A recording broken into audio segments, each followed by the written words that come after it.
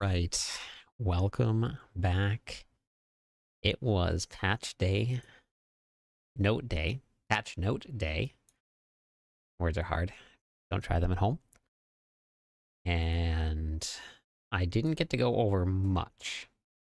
I got little tiny snippets here and there of what's happening. So I'm kind of excited to hop into it. And from what I hear, I think that everybody's getting buffed in one way or another. So we're going to go over all of that today. Gonna get everything set up first.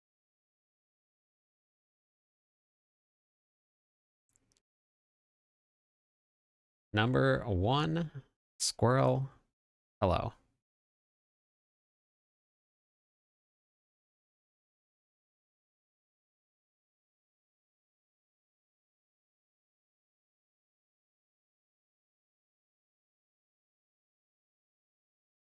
Too long?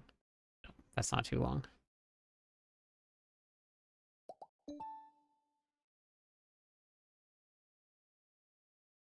And the last one slipped out.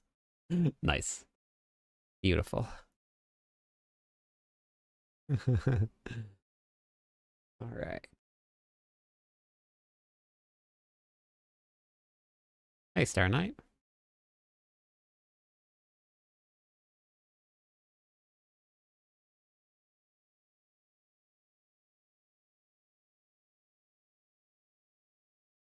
What I wanted.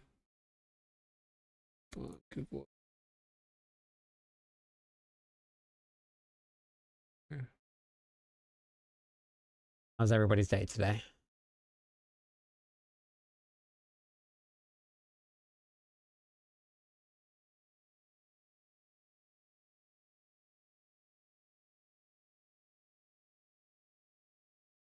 Well, we have the patch notes to go over. Probably going to watch a little bit of the recap as well. And probably all we're going to be able to get through tonight. But we'll see. We'll see.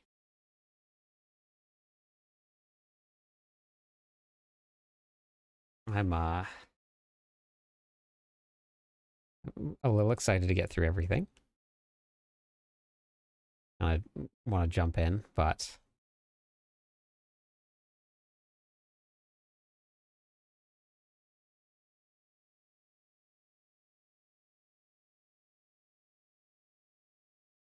yeah. I don't know if I want to watch the entire live stream. I mean, I guess it's only an hour, a little over. I wanted some time to go through the patch notes and stuff, but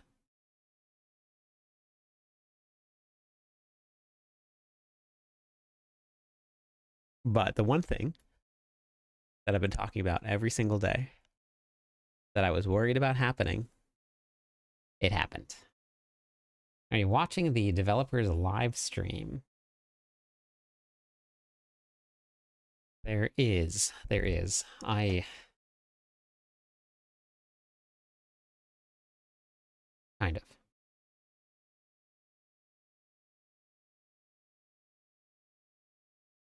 Okay, so before we do this, I made another announcement today about the start groups in Discord. So we got leveling groups that are going out at the start of the season.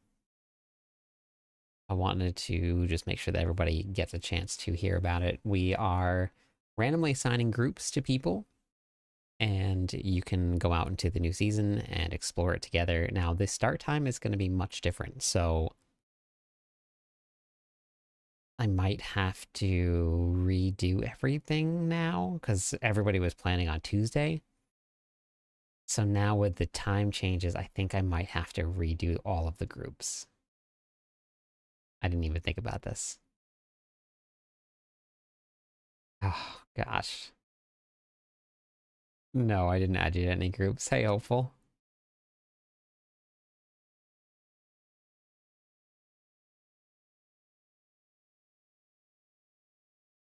I didn't even think about that.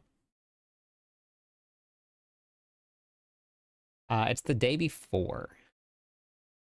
It goes live right after the Game Awards is done.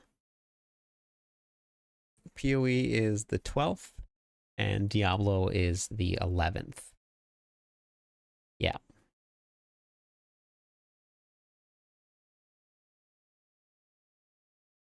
Now it's late on the 11th. For me, it's 6:30 p.m. that the server is launching. So shoot. Did not even think about that. Just message Naomi real quick.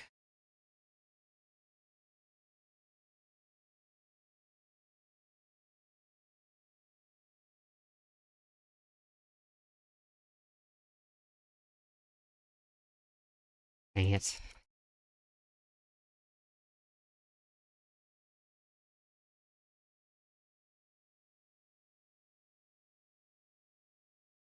I'm assuming that it has something to do with the Game Awards. They're going to announce something at the Game Awards and then launch straight into the season. So it's something around that. But no, it's not Wednesday the 10th. It is on the 11th. Okay. And because Wednesday is the 9th, I think, or the 10th. Yeah, Wednesday the 10th. So it says right here on December 11th. And it will be at 6:30 p.m.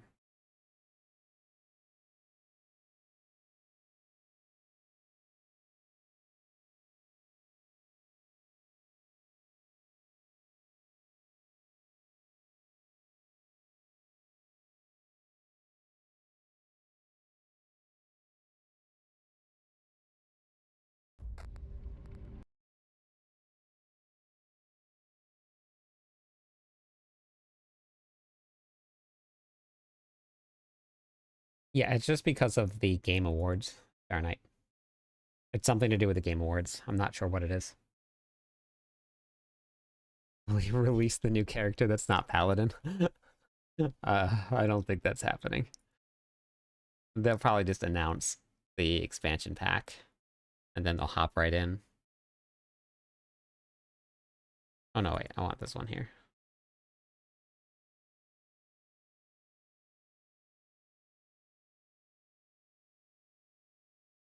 All right. I think what we're gonna start with is gonna be the trailer. Season of Divine Intervention. That's the name of the season. Hoping there's a new God of War coming. Oh, with the Game Awards?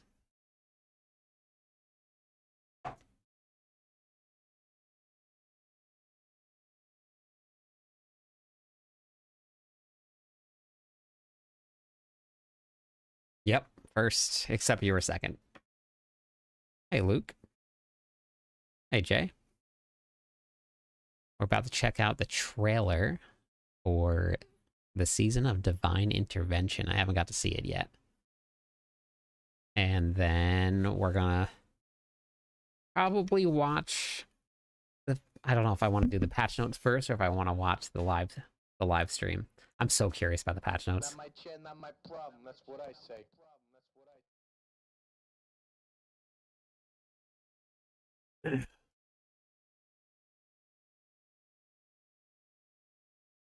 Battery 70%. 70%.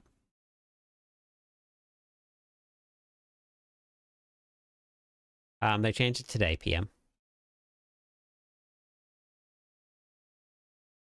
Wait, why isn't that showing up on...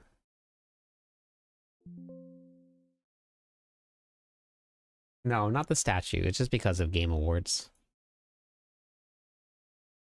Why isn't that showing up on chatbot?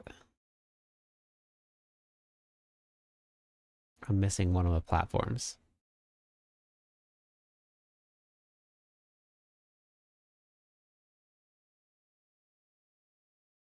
Platforms.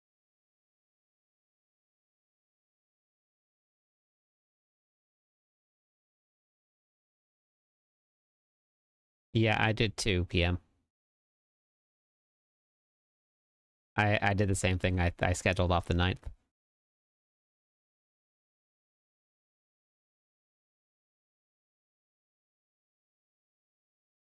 Why is that not showing up? It's showing that it's active. Hey, DJ. All right, let's do multi-chat off, multi-chat on. PM, can you say something again? I'm testing something.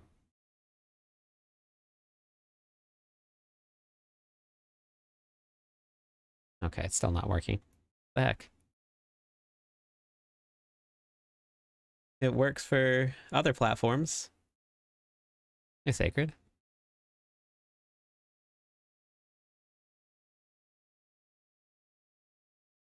Let me close it down and open it back up again.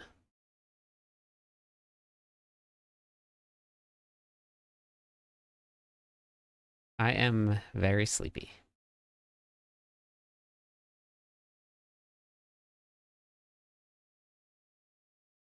I love it. Hello, Jesus. Yeah, I know, PM. It's annoying. Oh, they're so hard to work with. I did turn it off and turn it back on, and now I just closed it down and opened it again, and now I'm gonna see if this works now. Widgets, multi-chat, platforms, turn it back on. Okay. No, that would be real bad for the computer, Sacred. I did not hit it, no. Hey, Defleeze, hey, Rock. Yeah, it's still not working. No idea why. No, it's just one of the apps. The stream's working fine. It just TikTok isn't showing up on multi-chat on the screen. It's a multi-chat issue, not a... No, I wouldn't do that.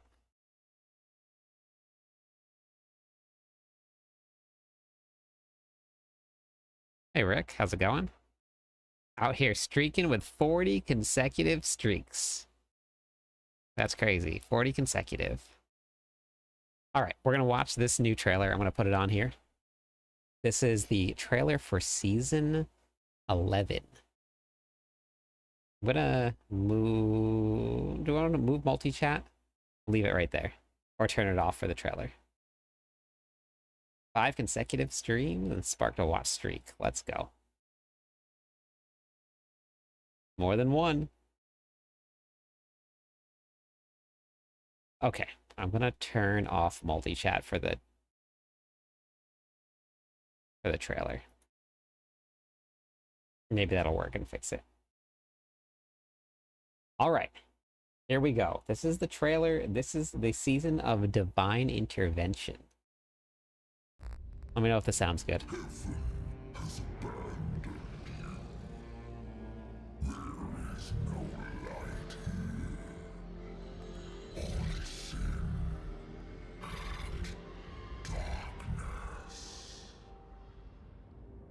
The night is always darkest before the dawn, Wanderer.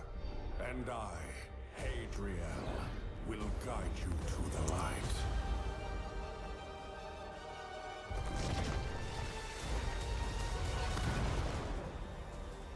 For perhaps the first time, Asmodan speaks the truth. Heaven has abandoned you. But I have not.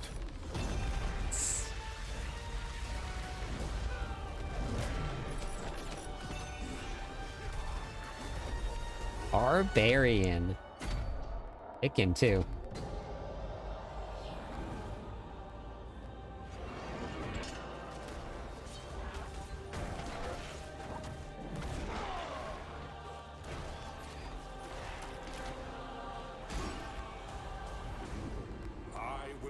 you the tools and So the cool. holy spark to ignite the crucible of justice.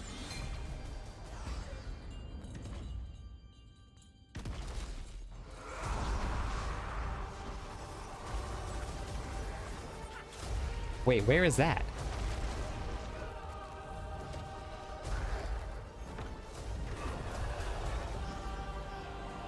What?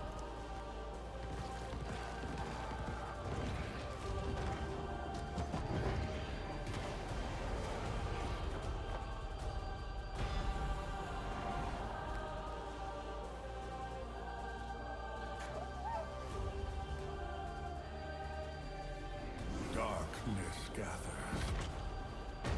So cool. But fear not, Wanderer. A new day is coming.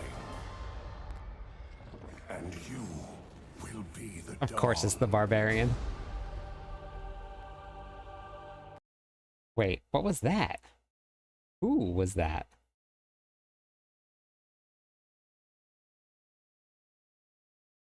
This does kind of look like the Undercity here. But they could have put that anywhere. Look at this. Slow-mo leap bonketing? Yeah, that was pretty sick.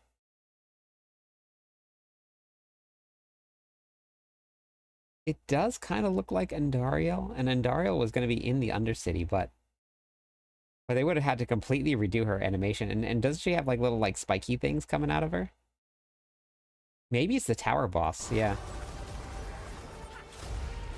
That was pretty cool though. They really need to do just like a Blizzard needs to do an animated movie series. Look at this. I guess this one has wings. The doggo has wings. They showed a lot of barbarians. Yep. Hey, Charmed.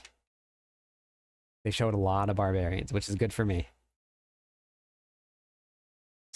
Right here. That's me right there. Let's go. Okay.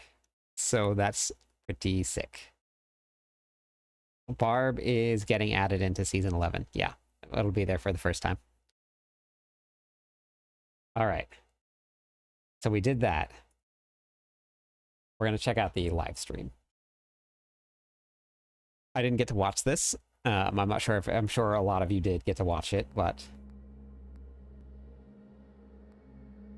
I might pull it up on the other monitor. Just if there is a little bit of static, let me know. Developer update stream where we'll be And if the diving into volume needs to go up everything too, let me know. Season of Divine Intervention, which is arriving on December 11th, rolling out around 8:30 p.m. We've got a big show for you today. I'm joined by some very familiar faces, some new ones, but some familiar ones, to take you through everyone here. First off, we've got Miss Aislinn Hall. Welcome back to the stream. Yeah, thank you. Yeah, I'm Aislinn. I typically work on Thanks, systems. Luke. I'm on the final design team as a systems designer. And hi, my name is Owen Leach. I am the lead encounter designer, and I'm also the seasons lead for Season of Divine Intervention. Hey, I'm Mark Peshkov. I'm the lead systems designer. Hi, I'm Charles Dunn. I'm a class designer working on the final design team. Hello, I'm Zavin Hartunian. I'm an associate game director on Diablo 4. How's the volume? And now? a PSA for everyone at home. We have cut the AC in here, and there's a lot of us, so it is going to get steamy. I think Owen and I will be regretting our holiday sweater choices pretty soon. Okay, gotcha. But yeah, for all you watching at home, we do have a Twitch drop for this stream. Be sure to link your account and watch any eligible channel, and you'll get the Unhilted Striker one-handed sword cosmetic. So you can watch for 30 minutes. I missed it. It should be live by now, so yeah, check it out in any eligible channel. So we've got a ton to cover for this stream for Season of Divine Intervention. We had the PTR back in October, which feels like ages ago, but we got a ton of feedback. Thank you all for jumping in. Right now, we're just about to wrap up Season of Infernal Chaos. If you haven't gotten Pandora from the season journey, be sure to complete those objectives. Throughout the stream, we're going to get into PTR learnings. We're going to look at the changes coming with masterworking and itemization. And then towards the end of the stream, we are going to jump into Q&A. So get your questions ready. We will have members of the community team grabbing those throughout the stream. And then right at the end, we will jump into Q&A. But before we do that, we do have an excellent asset prep for you guys we can check out that goes through everything coming with Season of Divine Intervention. So we'll take a look. about we just watch this? I'll skip through this here.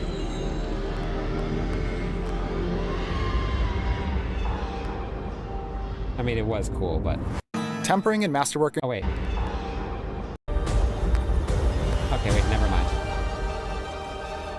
Oh, cool. Welcome, everyone, to our Season of Divine Intervention Developer Update. I'm Art Peshkov, and today I'm excited to share some updates coming to Diablo 4. Let's dive right in, starting with itemization. Tempering and masterworking are getting a big overhaul. We've refocused these systems on what matters most: customization and prestige. From now on, there will be no more random rolls. You will now be able to select the specific temper you want. While these tempered affixes have various ranges on them, there is now a chance for the applied affix to be a greater affix.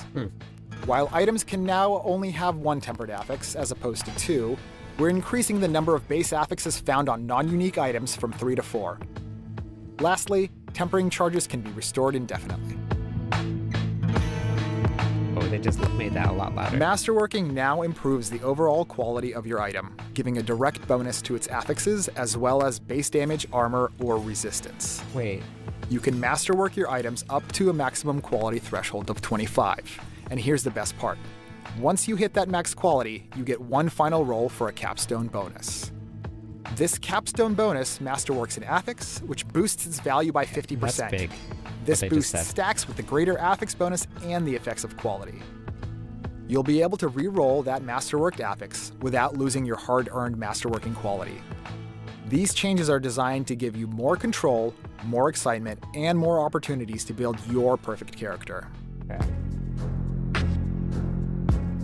Let me just write this stuff down. In an effort to better equalize effective health across classes and builds, we're making several changes to the way effective health interacts with damage reduction and how those individual stats are calculated. Our goal is to streamline player defenses while properly testing them as you climb through difficulty tiers, putting more emphasis on gearing your builds towards survivability. Thanks for the follow. Potions are now more impactful and tactical than ever. First up, your base potion capacity is now set to 4, no matter your previous renown progress. Everyone starts with 4 potions. And here's the real game changer. Potion healing is now instant and percentage based. Whenever you use a potion, you'll heal for 35% of your total health immediately. But that's not all. In addition to the potions you pick up, you'll slowly regenerate a potion every 30 seconds. So even in the heat of battle, you'll have a steady supply coming your way. To balance things out, we're bringing back Life on Hit as a potential affix. We've also boosted the values for life regeneration, life on kill, and healing percent. These stats are now easier to find and more powerful than before. And finally, healing potion upgrades are gone. Since potions now heal a portion of your overall health, upgrades just aren't needed. Change right there. These changes are designed to make every potion use count, giving you more ways to stay alive and thrive in Sanctuary. To work in tandem with the updates to healing and potions, Fortify is shifting from a type of damage reduction to something much more dynamic. An additional reservoir of life that's drained to heal you over time. No more upgrading. Here's how it works. Whenever you gain Fortify, it will now stack up to your maximum life. And when you're below your maximum life, you'll heal for a percentage of your maximum life per second, in exchange for an equal amount of Fortify. This redesign is all about giving you more ways to survive the tough battles and strategize your defenses as you climb through the difficulty tiers. Get ready to fight tougher, smarter elites as you fight your way through Sanctuary. Monsters will now react and adapt to combat, driven by their express desire to end your life. Each monster has its own clear role and identity when fighting, so you'll notice their behavior is no longer predictable. They'll be more dynamic in how they respond to you in battle. Expect your defenses to be tested. These intelligent packs will deal damage more regularly, and you'll need to stay sharp. Monster affixes are now more powerful, making them a priority to deal with before moving on to other enemies. Monster packs will also group up less, making them harder to take out in one fell swoop. Their tactics have improved, and so yours should too. And for those seeking a challenge, Champion Enemy Rarity has been reworked to form Champion Packs. Get ready to face a whole new level of challenge in Sanctuary.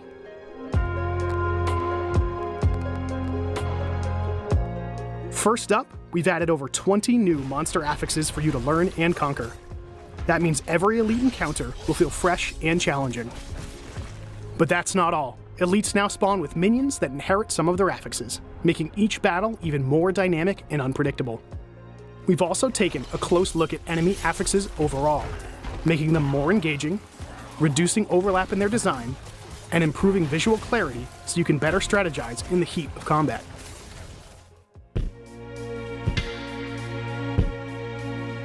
In the seasonal realm, hellish activities are now under siege by the baleful lesser evils, each bringing their own brand of malice. Duriel dominates Helltide. Belial rules the pit. And Dariel commands the Kurast Undercity. Oh, it is. Meanwhile, Azmodan stalks across Sanctuary, appearing as the first new world boss in multiple locations. But that's not all. Just south of Zarbinzet, you'll find 3 summoning altars where Azmodan can be called forth at will. Each altar invokes Azmodan with powers borrowed from one of the other 3 lesser evils. And as you battle these enemies, defeating them with their respective purified or corrupted gifts will grant you divine favor. This divine favor levels up your divine gifts and helps you progress through the seasonal reputation board. The divine gifts are pretty cool. This season, the angel Hadriel has returned to Sanctuary, bringing rare boons to aid you in the fight against the newly returned lesser evils. Hadriel shares a fraction of the power of the high heavens, and these blessings manifest as divine gifts, offering you both great rewards and exciting opportunities. Each divine gift has 3 components: a reward, a corrupted gift, and a purified gift. Within your inventory's divine gifts panel, you can slot these gifts in 2 ways. Place them in the interior slot to activate the purified gift. Place them in the exterior slot to activate the corrupted gift. When slotted, your divine gift will trigger its reward bonus, increasing the benefits for that specific gift. That monster was cool. Corrupted gifts make related activities more challenging, but still grant the reward bonus. Purified gifts, on the other hand, remove the negative effect, add a positive effect, and double the reward gained. Corrupted gift slots are unlocked automatically. To unlock purified gift slots, progress through the seasonal reputation board. Sanctification is your chance to channel the power of the angels and infuse it directly into your items. When you sanctify an item, here's what can happen. Your item gains bonus quality. Replace an existing affix with a random sanctified affix. An existing affix could be upgraded into a powerful greater affix. Add a bonus affix from a special pool of sanctified affixes. Gain a bonus legendary power. Once you sanctify an item, it becomes unmodifiable. That's the final step in your item's journey, so make it count.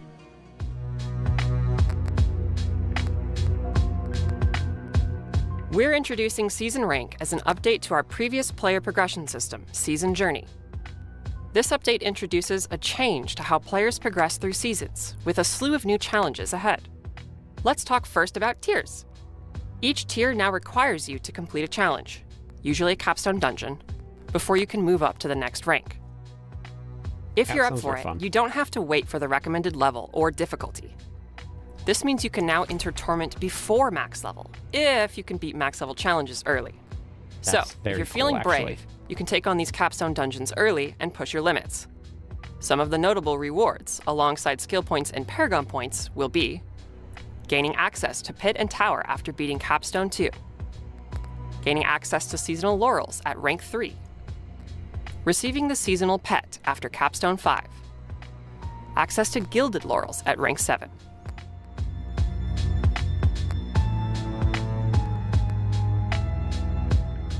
Let's talk about Capstone Dungeons, because they're back and ready to test your progress as you climb through the difficulty tiers. These dungeons are designed to challenge you at every step of your journey. And here's something important to remember.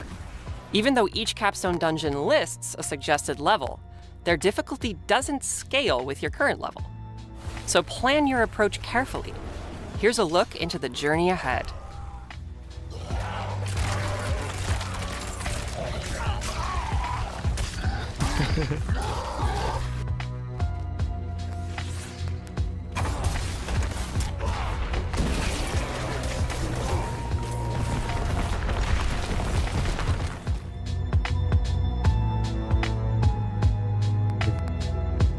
Within the seasonal realm, you can earn additional benefits tied to your player progress through the new season rank system.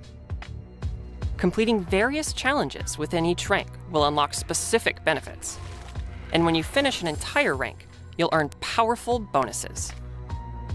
Season rank rewards additional skill points at ranks 1 through 3, and Paragon points at ranks 3 through 6.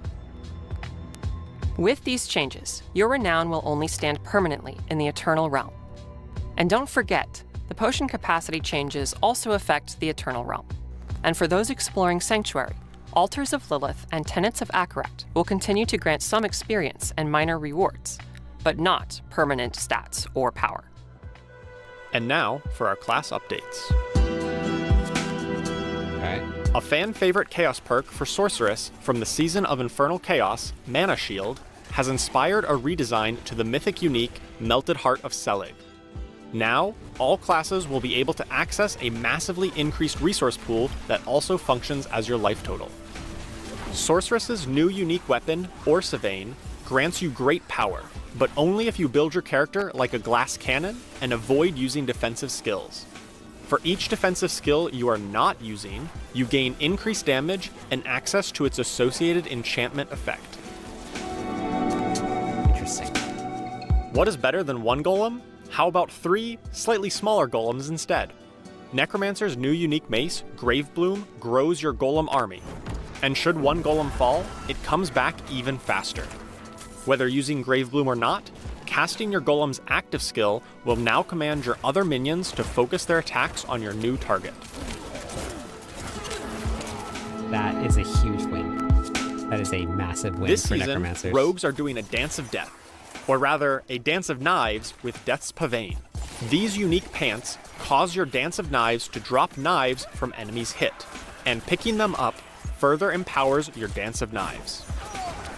Additionally, Shadow Clone's targeting logic has been updated, and will now target the same enemy that you initially targeted with your skill. Is very cool. This dramatically improves Shadow Clone's consistency when using skills that require precise aiming, like That is Penetrating very cool. Shot and Rapid Fire. Druid's new unique boots, Kamsin Stepwalkers, is one of the most potent mobility items in the game. Build up charge with your nature magic skills, and at max stacks, you gain the maximum possible movement speed and unhindered, and you immobilize enemies you pass through. With the rework to the Bad Omen passive, you will also be constantly zapping all the enemies along the way. Okay. Here we go, the Barbarian. Let's Barbarians go. love a Barb good Nation. brawl, but Chain Scourged Mail changes everything you know about brawling. Casting a brawling skill will disable it afterwards, and once you have cast every brawling skill on your bar, they are all re-enabled with their cooldowns refreshed. The more skills you chain together in your brawling combo, the bigger the damage boost. Yeah. Spiritborn are always on the move, and with Path of the Emissary, the more you move, the more you attack. These unique boots constantly unleash core skills from your primary Spirit Hull as you traverse the battlefield. Want to do even more damage while moving? Rushing Claw has received a massive buff as well. It's pretty insane. Combine honestly. these to absolutely shred the monsters of Sanctuary.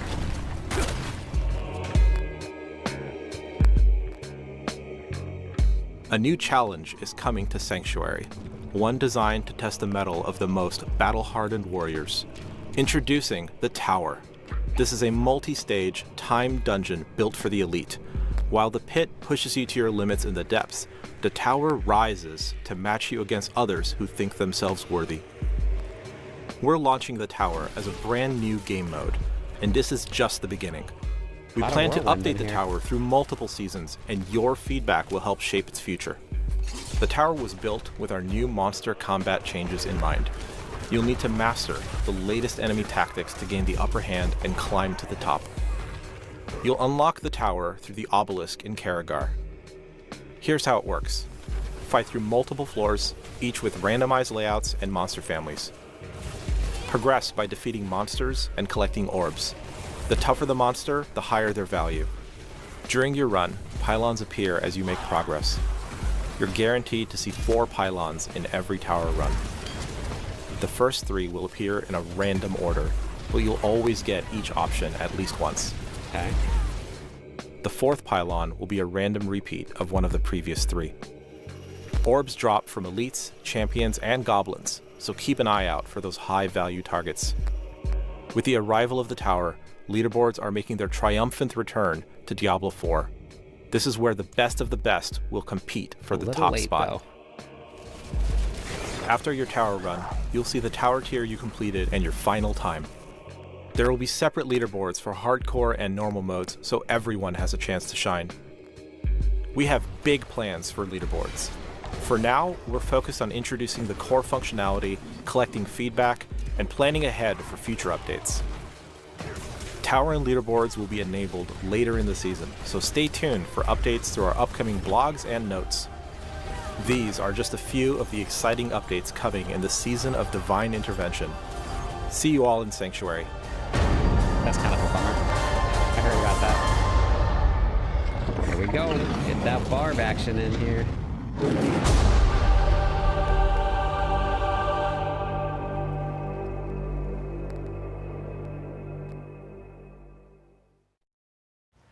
Whew, okay. That was a lot. That was a lot. There's a ton coming this season. I didn't mention it earlier, but the patch notes for the upcoming season and the blog are now live.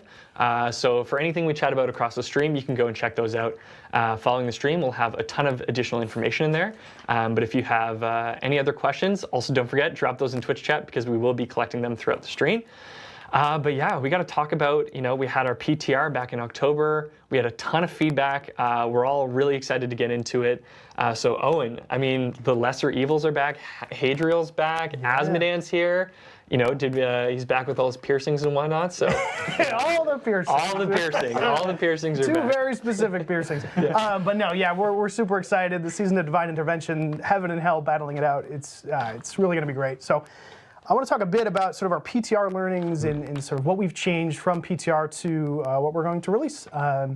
So there's a lot of little things that we changed, and I encourage you to read those patch notes. So I'll focus mainly on the things that people maybe want to hear the most or that they dislike the most. So going through the different Lesser Evil Invasion activities, we'll start with the pit. So with Belial, cool. Some of you folks may have noticed that he likes to monologue, like Syndrome, if you incredible reference, sorry. And he'd have to give his whole death speech before you actually won the pit run. We fixed that. You kill Belial, you'll win the pit run immediately. We did some improvements on the eyeballs that you had to click in the pit. It's very difficult in the pit to click something specifically, especially on controller. So now if you just walk up to one of those eyeballs, it'll pop and you won't have to actually pixel hunt for that thing.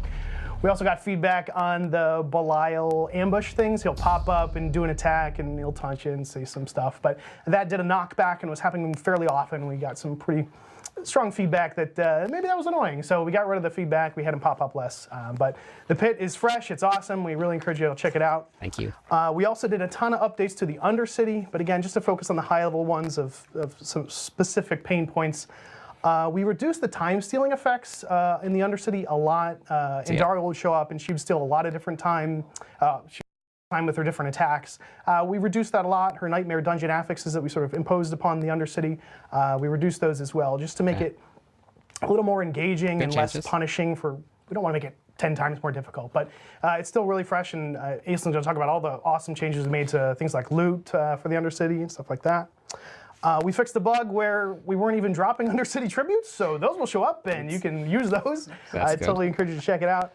And then there's this stupid quirk with the Andariel boss fight that we fixed in PTR where like she would be stuck in a phase transition until she played her whole animation. So we fixed that. If you bring her down past the life threshold, you can just nuke her. You're not going to have to sit there and watch her. It's just dramatic. Yeah, I was going to say, she's very dramatic.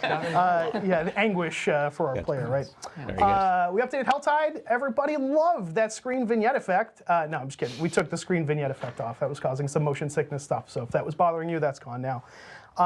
You may have also noticed that the XP globes that maggots were dropping were a little overtuned in the fact that you could gain 40 levels in 2 minutes.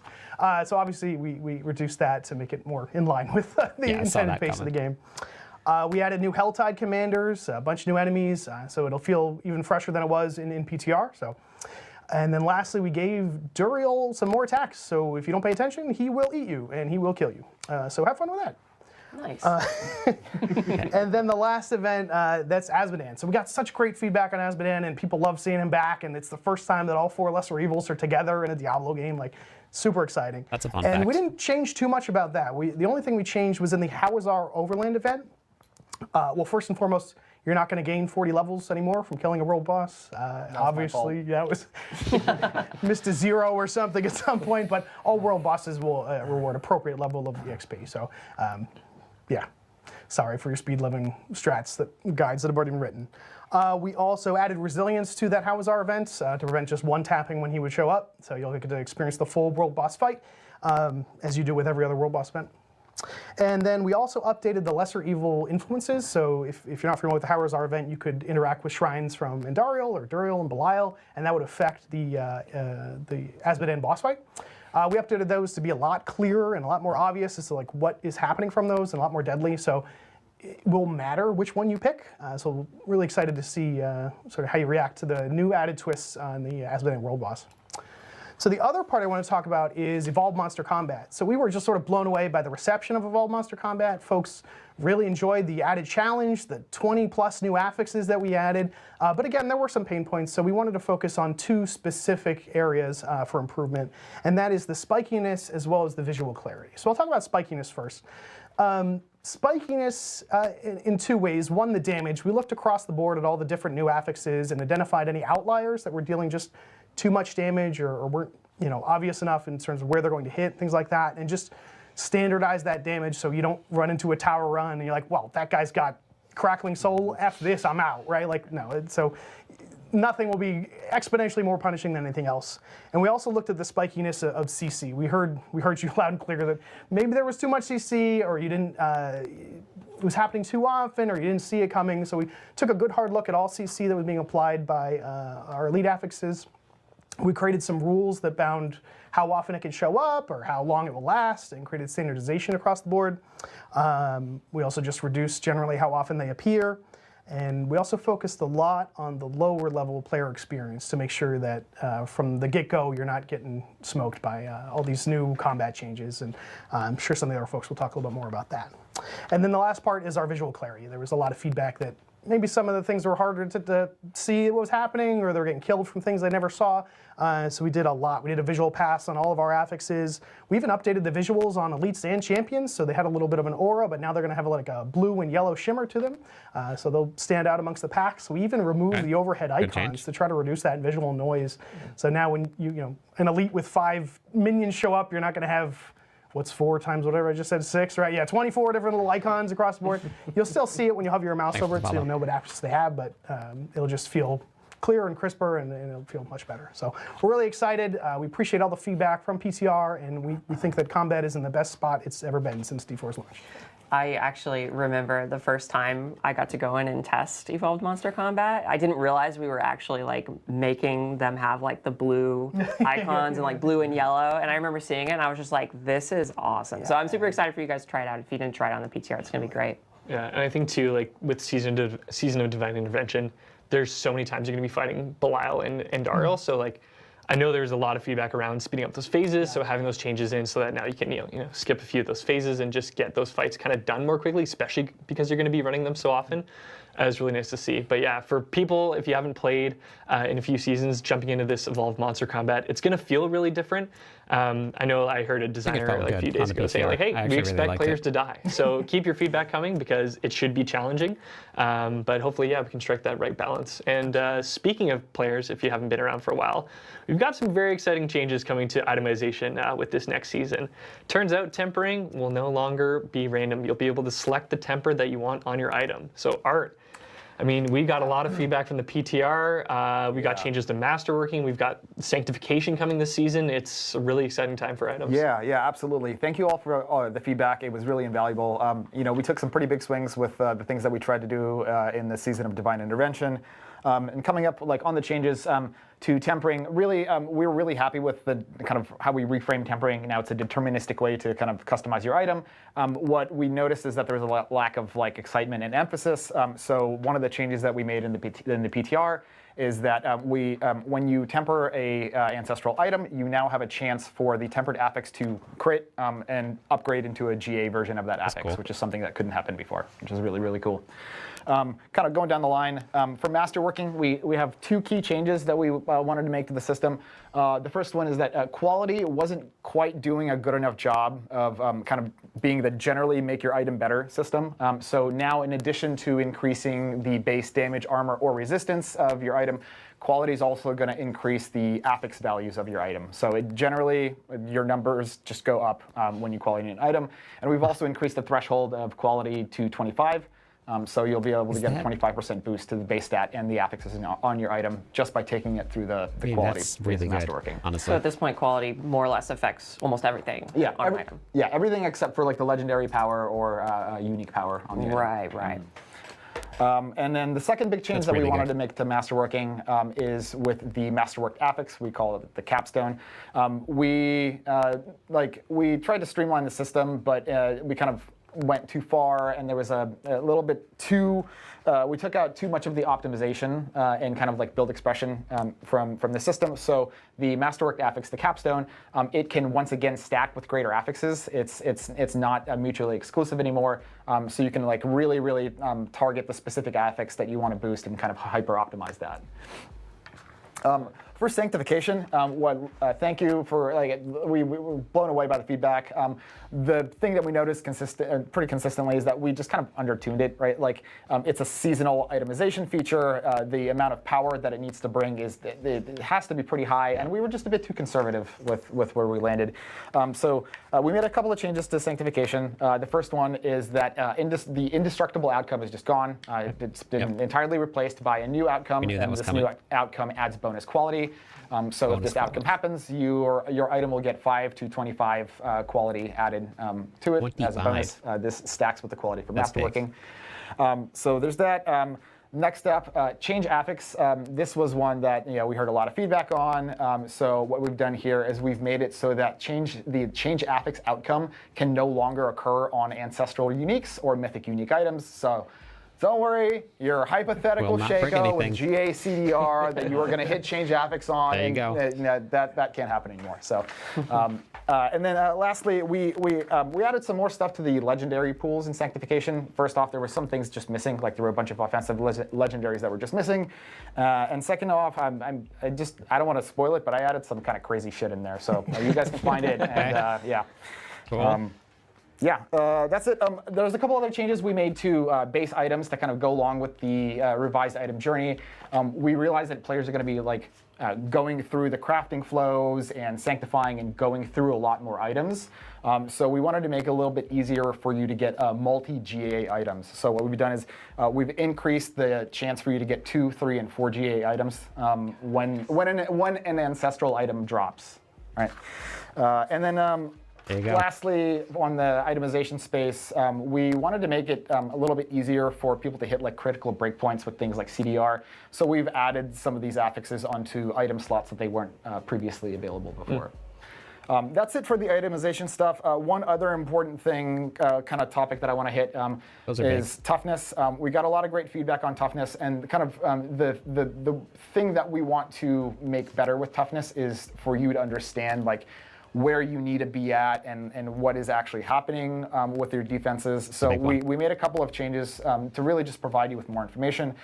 First and foremost is we added in toughness to the item comparison. So like when you're comparing two pieces of armor, it'll actually tell you like how much your toughness is going to change by a percentage amount.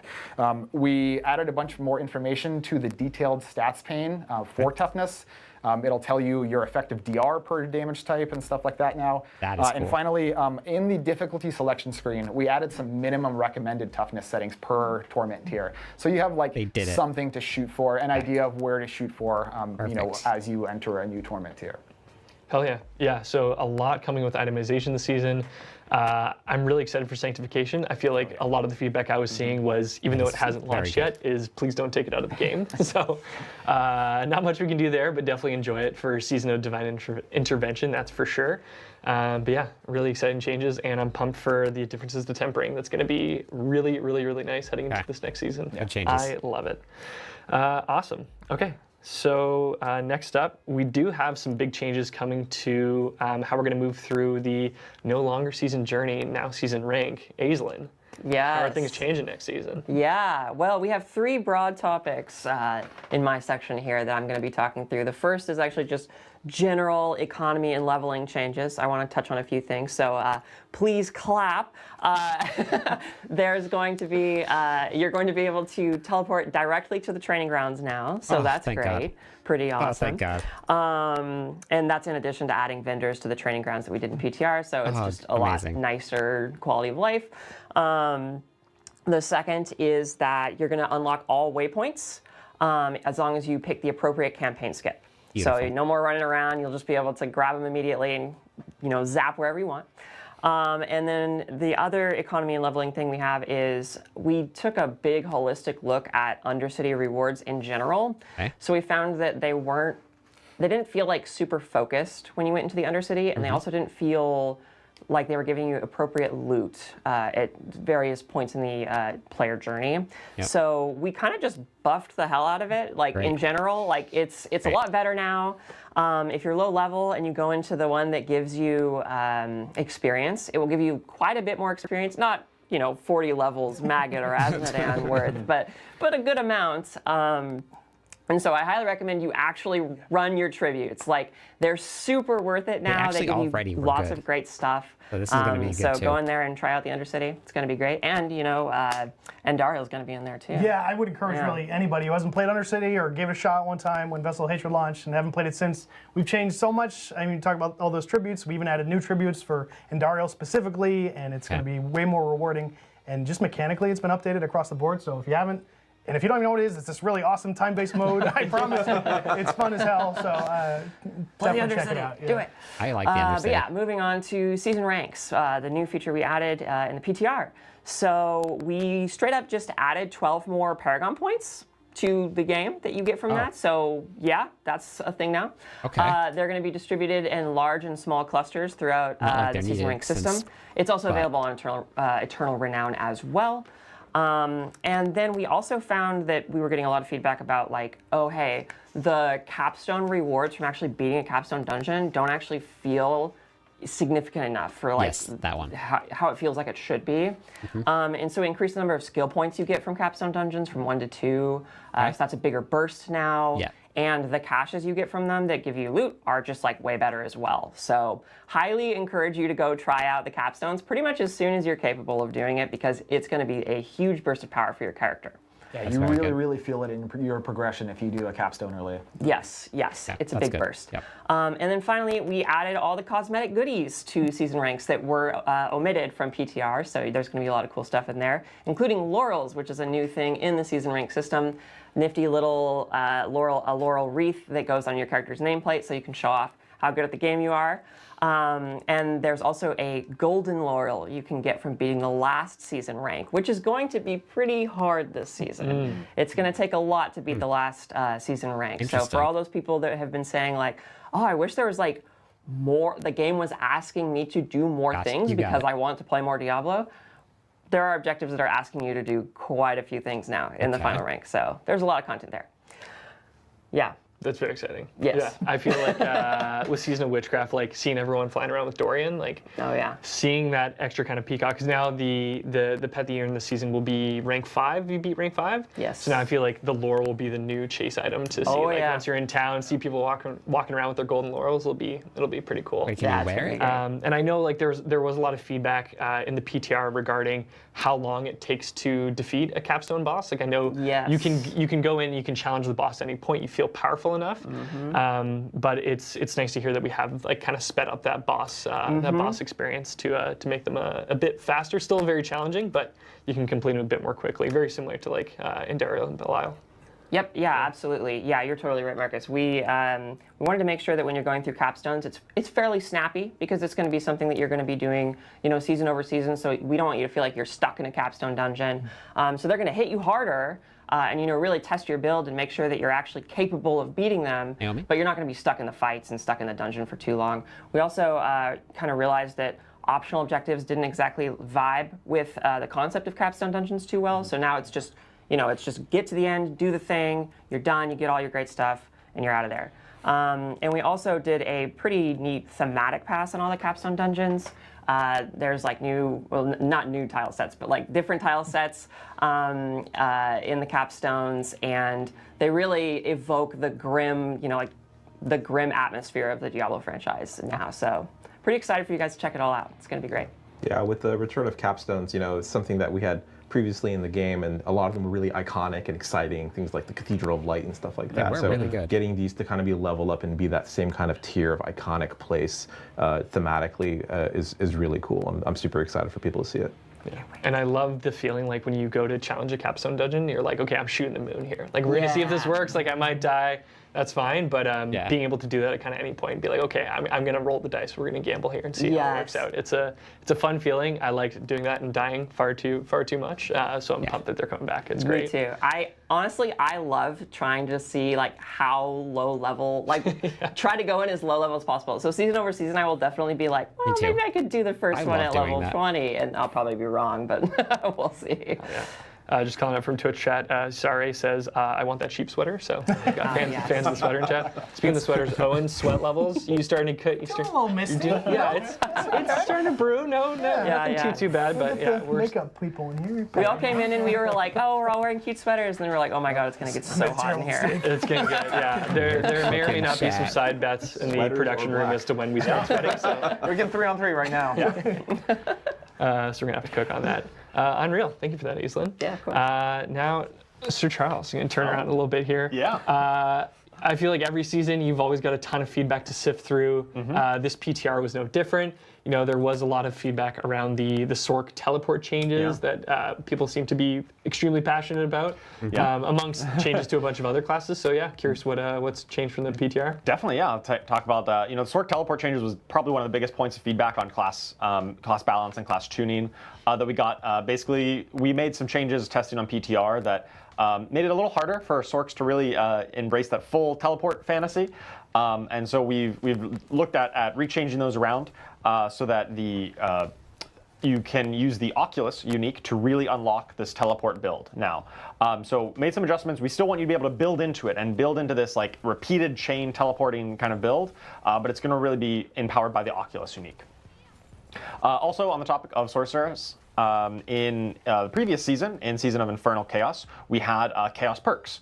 And one of the most popular and kind of fan favorite ones there was the Mana Shield Chaos perk, which converted your mana pool as a Sork into your health total. And so we said, hey, this has been really popular, really successful. Let's put it onto a mythic unique, the Melted Heart of Selig, which was already trying to do something similar. But now that we had this alternative version of it that we know was really successful, we decided to move it in there. On the PTR, we tested that out, and of course, there's some wrinkles with that. It goes from being a sorcerer-specific power on Season of Infernal Chaos to now everybody can get it with this mythic unique. And that caused a few problems, to put it lightly. Basically, there's a lot of effects in the game that say, do something for every point of resource you have, or some modification there. And essentially, this would give you thousands and thousands of your resource, whether it be mana or fury or whatever per class. And that was problematic. So on a lot of the cases, we had to implement caps on them. Say, okay, this bonus only affects up to a certain amount of resource. And we have, players did not like that. You guys did not like those caps. They were kind of shoehorned in a lot of different places, really just to make this one unique work. And also we missed a few of them on the PTR. Oops. So some things were a little bit overpowered there. So instead, post-PTR, we looked at the Melted Heart of Selig and retuned it a little bit. We still wanted to keep that fantasy of my resource goes up and my resource is my life total now.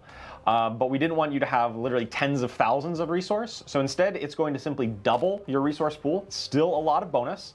And then the damage that you're taking is going to be converted at a ratio down to your resource. So it's not going to be a straight 1-to-1 like it was previously, because that's why we needed to give you tens of thousands to kind of make it equivalent to your health pool.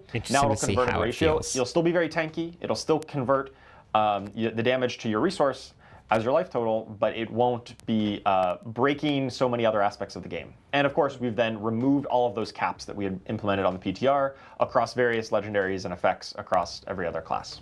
As a Sork main, I'm super excited, Oculus, to have teleport. Yeah. But also for everyone else who doesn't play Sork, they get to experience some of the cool stuff that we had in last season with the Melted Heart. So I'm looking forward to it. Yeah, I'm glad.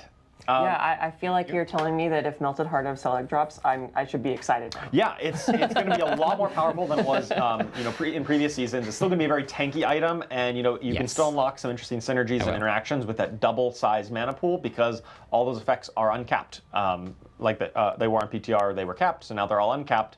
So it's still going to be a very powerful unique. No caps is good. No caps is very good. Sort of speaking about the Chaos perks and Chaos armor from the previous season, we've definitely heard the feedback, and I felt it myself. Some builds definitely felt like they were kind of lacking because they really relied on some of those perks or armor in the past. I played a whole lot of Spiritborn last season, and I loved having both Rod Kapaleke and Sepizantek, something you can't really do.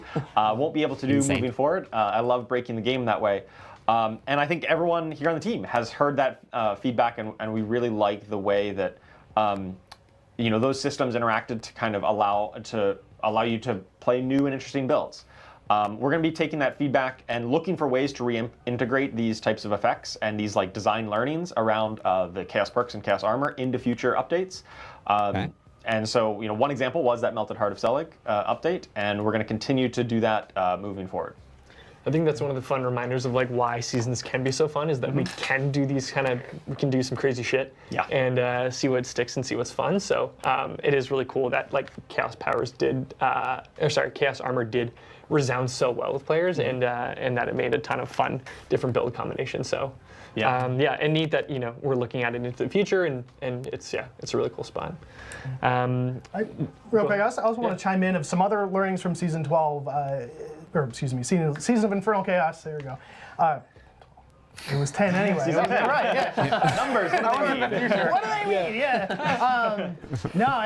One of the great things about the season of Infernal Chaos was there were all these uniques that Charles was talking about. There was multiple avenues to collect those different uniques, and that's something that we wanted to carry through. We found that players didn't always enjoy just sitting in the boss layer, the layer boss game mode and just slaughtering Duriel on loop for 4 hours straight. So we carried that feedback into the season of Divine Intervention, and we have a lot of different routes to collect these awesome mythics and uniques. And for example, if maybe I really want a unique that only Andariel on the boss, the lair boss drops, well, you can go into Undercity and kill Andariel, and she might drop it. And then if she doesn't, she'll drop a Corrupted Essence that you could then pick up and take to the Hawazar Overland event. And if you defeat Azmodan there, you can get another shot by cashing that in. So we want to allow players to sort of choose their own path to the loot that they're looking for. So we're not sort of locking you in any specific activity. And you want those cool uniques, go run the pit and get a bunch of Corrupted Essences from Belial, and Belial's loot pool is everything from the layer bosses, so you can get it that way, right? And it's really up to you to play the game the way you want to play. Yeah, it's so nice having that variety too, because we've all been there where you start hitting the same boss over and over and over, and then you just start getting burnt out because you're like, God damn it, Duriel, come on. I know, you know what I want. You got to drop it. So having a few different avenues that just kind of keep it fresh and have some different ways to get those uniques is nice. Variety is the spice of life after all. Yeah. Indeed. It is. What else? Oh, please drop your questions in Twitch chat. I'm just going to keep reminding people throughout the stream. We are collecting your questions. Do drop those.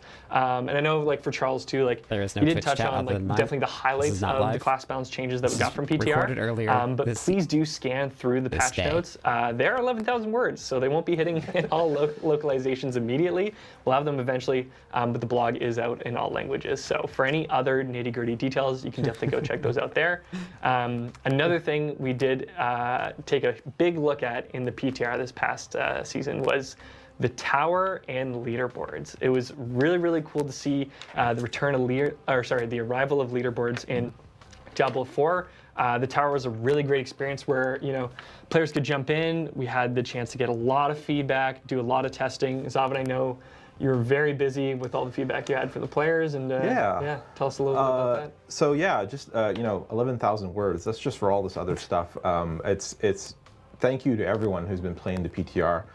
For people who didn't check it out, the tower and the leaderboard kind of feature is in the game in the beta format. It's something we haven't really done in the past, but the intention is this is a feature that we want to build with the community. We really want your feedback. It's something that we're committing to developing over a long period of time to put in the effort, to put in the work, but also make sure that it's being done in a very responsible way that is actually doing its job, highlighting the most masterful players of Diablo that we have. It's actually one of our pillars is total Diablo 4 mastery. That is what this mode should be highlighting. So it's not just, you know, kind of the tank and spank kind of stuff that we've seen in the pit historically. We want to add as much depth to the player's decision making here as possible. And some of it is going to be a bit nuanced, and we anticipate it's going to be coming up more and more over time. But it kind of starts with this very stable starting point that we're trying to build with the tower. So again, thank you everyone for checking it out on the PTR. It will not be launching with the Season of Divine Intervention, however. The tower will remain locked. It will be coming back in the new year with patch 252. This is actually kind of just to make sure that we have some stability with the season launch, and then when the tower shows up, it's online and people are kind of ready to tackle it. But I kind of wanted to talk a little bit about some of the learnings that we've got. You know, this is still a beta, and we haven't really developed a feature like this openly with the community with as much transparency as we're intending to have, I think, ever. So this is going to be a little bit of a different way that we're going to be talking about this, and we're going to be having a lot more kind of information dropping and discussions with the community over time. So look forward to that. But I kind of wanted to also take a little bit of time and just say, we know that the version that we have is kind of rough. That was the intention. We wanted to get eyes on it right away. We wanted to make sure that the version that we're committing to is the one that's right for the game, it's right for the community.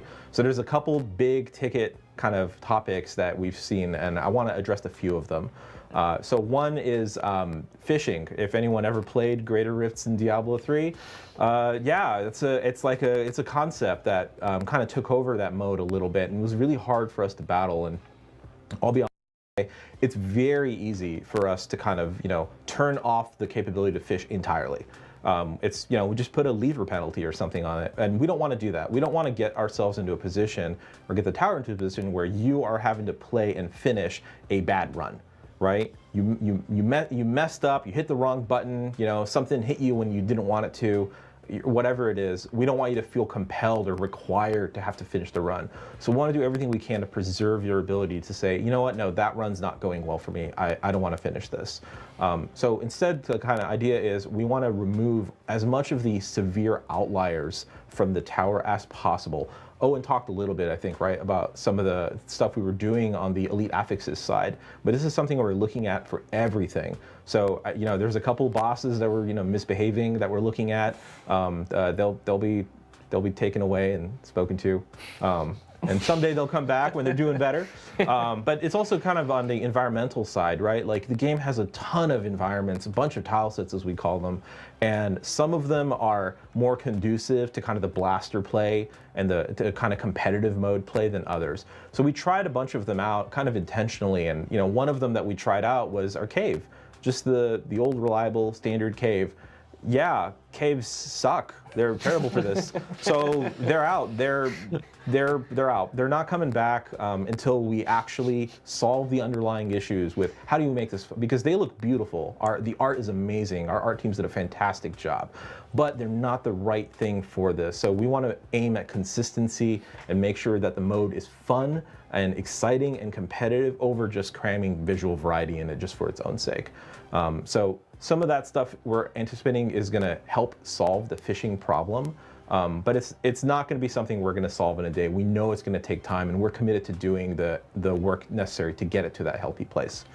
So one of the other things is, you know, when we say like total Diablo 4 mastery, it's not just your preparation, getting your gear, your build in order, getting your tempers and stuff like that.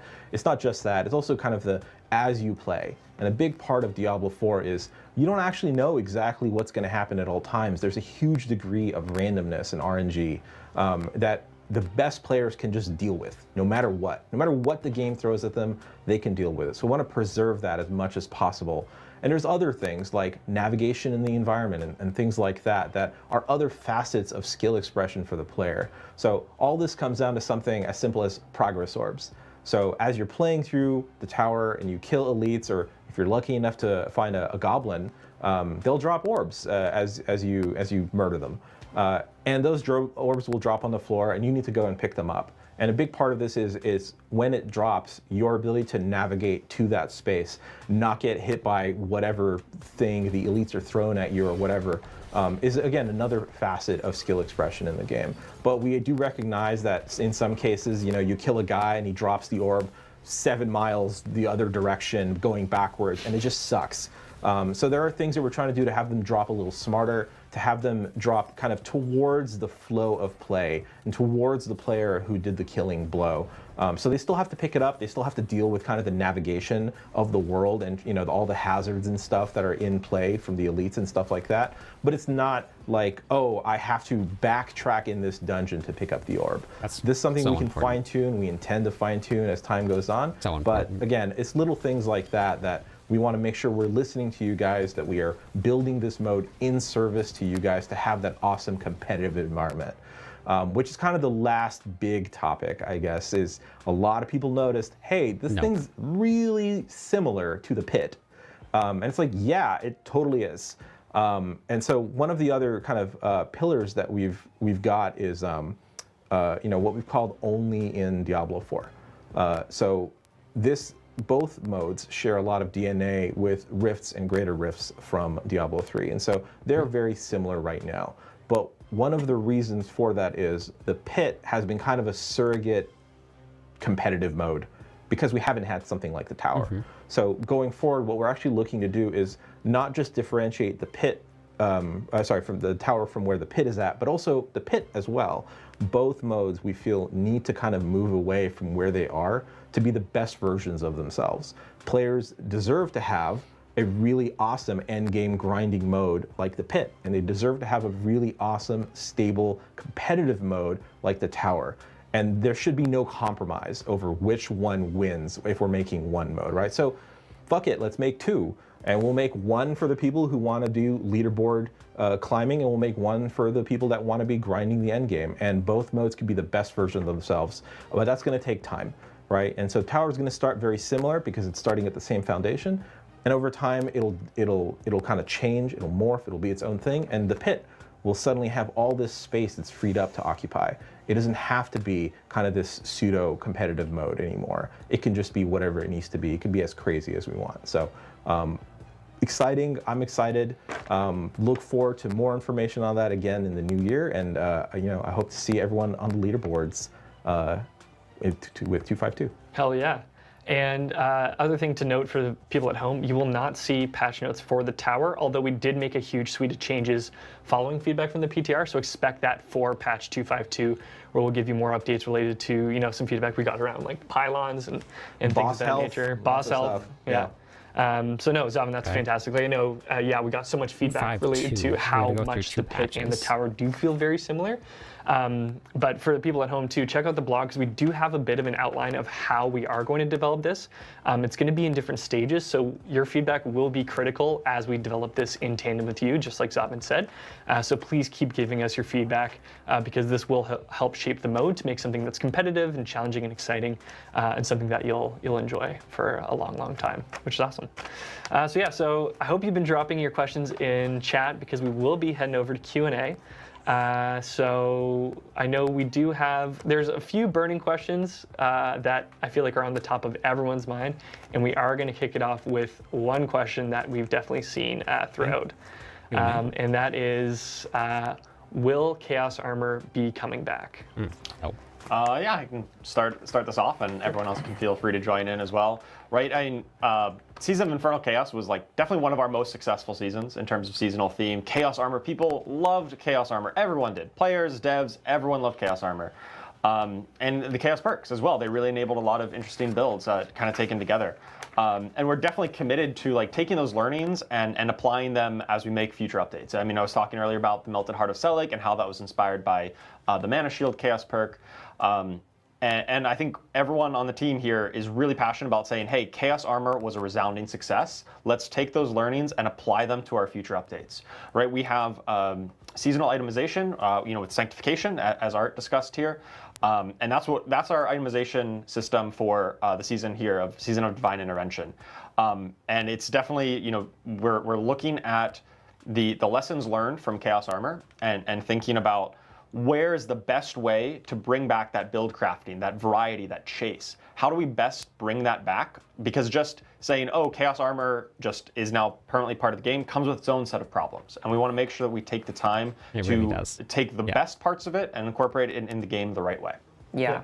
Chaos Armor was definitely designed as a seasonal mechanic, the first, right? Like, it was very powerful, and intentionally so, because we knew that it was going to be going away after the season was over. So totally agree, Charles, in the sense that, like, if we just were like, oh, actually it's staying, there would be big problems. And I think we'd all find, oh, wait, this isn't like just sunshine and rainbows. At least not like it is. So there are definitely a lot of really amazing things about it. And, Charles, like you were saying, we all really love it here. Mm-hmm. So I think you'll see its DNA in the future.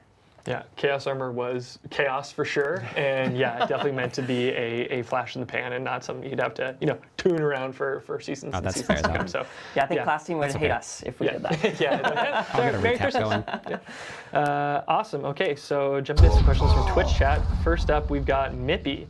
Thank you. The patch notes say that base monster health is being increased. Does this also mean pit bosses? Yeah, I can take that. No. Pit boss health is going to remain the same. They operate on different scalars, so it's referring to monsters, just regular monsters, not even elites or champions. They operate on their own thing. So, no, pit boss health will be the same as it always been. Regular monsters, as in just like like non-elites, non-bosses, just the little babies. The trash that y'all mow down. Yeah. The trash packs.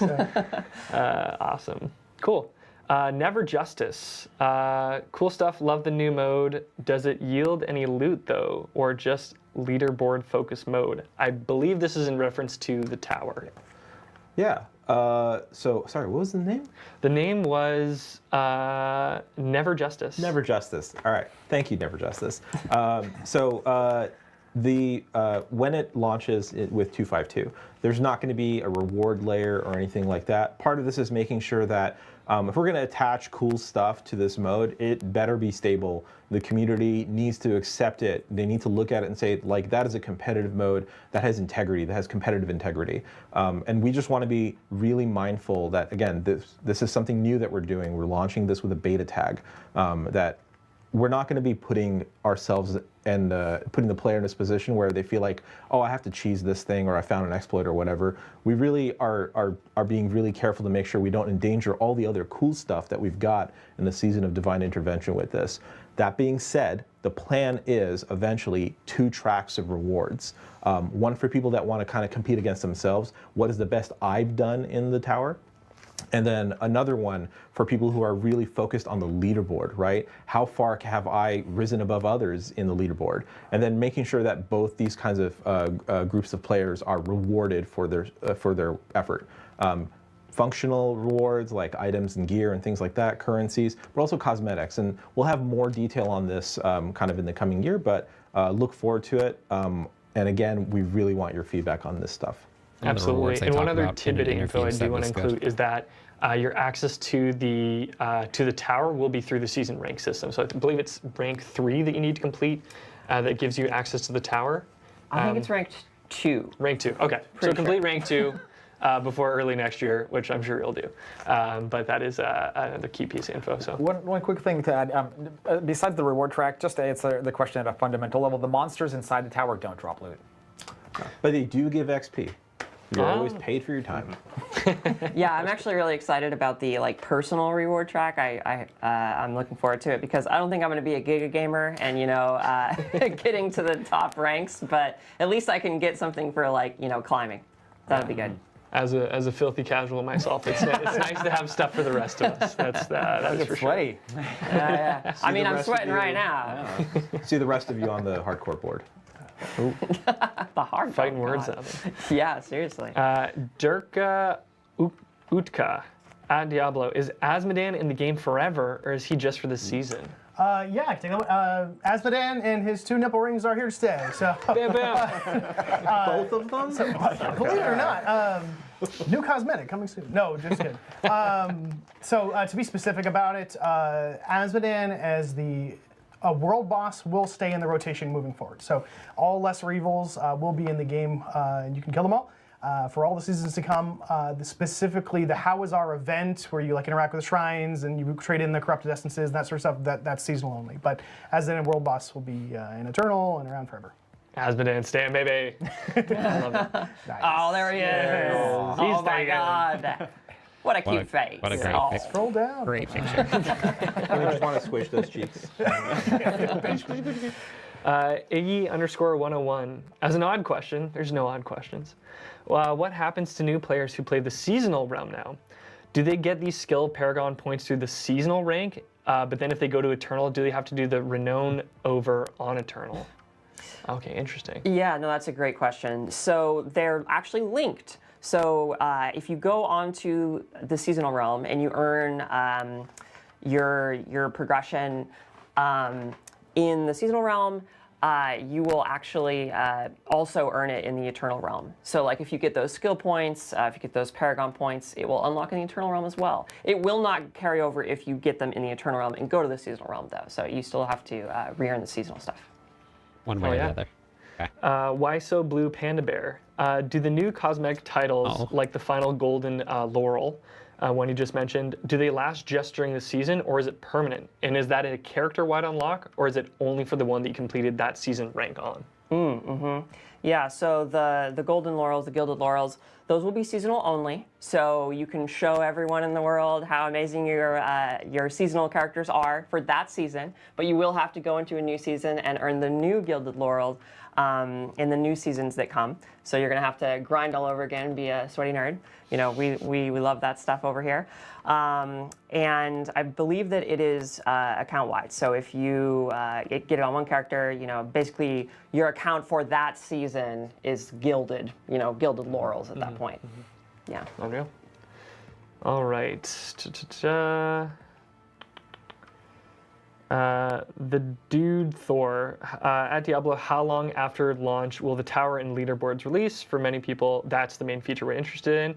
As we mentioned, that'll be hitting early 2026, so we'll have a nice holiday vacation, we'll have a break, and then we'll reset. I know personally, across games I've worked on where things have launched prior to Christmas, it can be good, it can be bad. And I know that leaderboards in the tower is definitely something that will be much better to chew on post-holidays. So yeah, early January. Okay. Cody 4PF. So 2 weeks Can we after launch? reduce teleport enchant cooldown with CDR or evade cooldown reduction? Is he sleeping? I don't recall think he that was off the sleeping. top of my head. That is a very specific question. Very specific question. Definitely take a look at the patch notes. This is one of those caught in the 11,000 words of the patch notes. Definitely go and check that out. It'll have all the details in there. Unreal. Dope. Dirk, we already got a question from Dirk. I'm sorry, Dirk. We did answer one of your questions already. Farid, what is meant with the damage drastically reduced in the new Melted Heart of Selig tooltip? Yeah, so I kind of alluded to it a little bit there. Previous version of Mana Shield, the Chaos perk from the previous season, converted damage at a 1-to-1 ratio. If you used to take 100 damage, that your life would go down by 100. Instead, your mana would go down by 100. Now that's been there's now a conversion ratio where if you would take 100 damage, it doesn't do 100 mana damage. It does a much smaller amount. It does, I don't know the exact number of the conversion off the top of my head as well, but basically it'll do less than that amount. So it functionally provides a damage reduction in a way, and so the goal here is that it is still a very good tanky item. Even though it's only doubling your mana pool, it's not giving you tens of thousands, it'll feel approximately as tanky as you would have been if you had had that much and it was the 1-to-1 conversion. Yeah, I mean, it's a mythic item, so like the conversion is going to be very powerful for your defense. Okay. Okay. We've been getting a lot of questions in chat, but this one specifically from Anchor Ruin. Why the 2-day delay? Is every next season going to start Thursday instead of the standard Tuesday? We'll let you know when the next season comes out, but for this season, we're just starting on a Thursday. It's going to be 8:30 p.m. when it starts to roll out. So stay tuned for that. I know it'll be different for us. We'll be up a little bit later, but the nice thing is across the world, it'll be hitting at different times, so maybe it's a nicer time for someone in a different part of the world. So there you go. I'm going to be up way too late. Yeah, it's gonna be a late one. It's gonna be a late one. But hey, everything will be smooth and it'll be like night by 10 o'clock. So yeah, it'll be fine. Okay. Oh, this is gonna be another in the weeds number one. So this will be a challenge to answer on the fly. Exiabit, how much resistance and armor rating is needed to be on par with Cap in season 10? I have no idea how to plan my character with the changes to defense. I'll take that one. Yeah, as I mentioned earlier, we added recommended toughness values to the difficulty selection screen. So like when you're choosing a Torment 1, Torment 2, Torment 3, Torment 4, in that tooltip, it'll say, we'll give you a recommended toughness value to shoot for. And that should be a level of defensive mitigation that should make you feel comfortable enough to start playing in that Torment tier. You can think of this as analogous to hitting Cap in the previous system, but even if you really remember, like even if you capped armor and resistance in the old system, you could still get one tapped. So I think the new recommended toughness values are actually a little bit more reliable of a way to tell you you must be this tall to be in this difficulty tier than the old capped system. Yeah. You must be this tough to jump on this roller coaster. Yeah, I love it. Question from Oh My God, Get Good. Question. That's a great name. Question for devs: how are you going to ensure the leaderboards are fair? Yeah. So I think when it comes to fairness, we have sort of limited tools. With what we have in the game today, I think, to get what people are really hoping for, which is a way to measure players of their own effort against other people. So it's not going to happen in a season of Divine Intervention, and we don't actually have a specific date to talk about right now, but we have talked about looking at what does a mode like Solo Self-Found look like in Diablo 4. And we're going to have to figure that out. It's not a one-to-one conversion between any other game that's ever done this. In Diablo 4, we have our shared open world as just like a big difference, right? So we have to kind of sort a lot more complex situations, but it is something we're committed to doing. So that will eventually be coming online.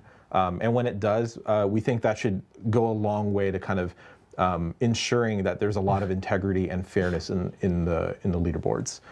The other part of this is balance, right? Making sure that the various classes, they at least have some degree of parity, and that the results from the tower have some parity, right? There's not just a trash tier run that is possible because you got the worst environments, the worst monsters, the worst pylons, and the worst boss, and things like that. So that's something that's going to be massaged kind of over time. Monsters, we've got our combat up to snuff now, I think, with the latest work done by our wonderful Encounters team. And then classes is kind of this ongoing thing, right? We always have new class powers and things like that we're talking about, and that will be a moving target. But with everything else, we're hoping that we get a lot of stability, and that should ensure a huge degree of fairness to the leaderboards over time. Oh yeah. And like we said, it's going to be an iterative mode. We're going to keep tweaking it season over season, so that feedback is critical. And like you said, Zavin, those bosses that we had temporarily are going to be in the old cave dungeon. tucked away for a little bit. Yeah, they get to go together. Yeah, they can just hang out over there. Straight to jail. Yeah. Straight to jail. Straight to Cave Dungeon. Awesome. Make America Skate Again. Question. From the new season rank feature, will you be able to gather all the skill points, not Paragon, just all the skill points, by the time you're level 60? Yes, you should be able to. It kind of depends on how quickly you choose to pursue the objectives, but it is theoretically possible. You may, depending on your pace of like what objectives you're focusing on, you might get 1 or 2 skill points after you're level 60, but if you're specifically gunning for them, yeah, absolutely. Unreal. Okay, well, thank you, everyone. That brings us to the end of Q&A. Those are some fantastic questions. Thank you to everyone for being here. Thankfully, I don't know. Oh, and it hasn't gotten too hot. It's been okay. It's been okay. Haven't gotten too sweaty. So thank you all for tuning in and watching. For Season of Divine Intervention, we will have a reliquary that will be coming out, which you can go and check out. For everyone who's interested in the new season, our blog and patch notes are live. It looks really good. The patch notes are 11,000 words. The blog is quite long as well, so you've got a lot to read. I think that's the end of it. But yeah, I was working today, so I didn't get to catch up on the patch notes, or on the live stream or the patch notes at all.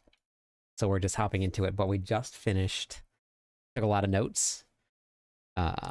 Really good changes coming out of the PTR from what it looks like. I don't know, what were your thoughts on it? Did you get to, I'm assuming you got to watch it all when it was live? And thank you for the raid. Welcome in, everybody. For anybody that's just joining us, I'm Cliptus. I am the Barbarian writer for Mobalytics.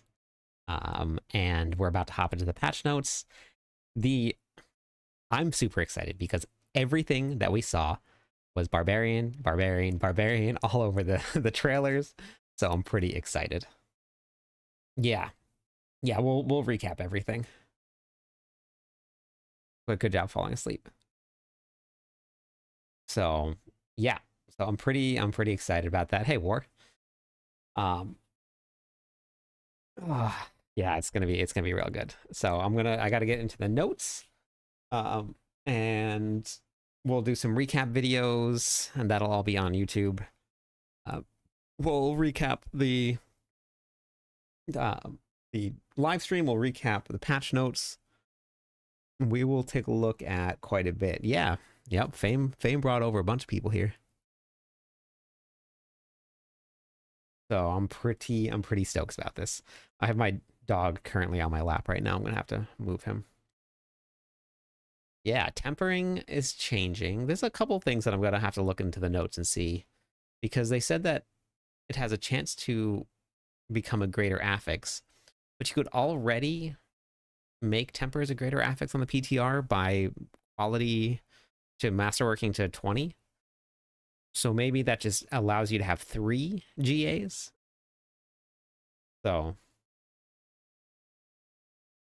they released more concise videos later today. On YouTube, Charmed?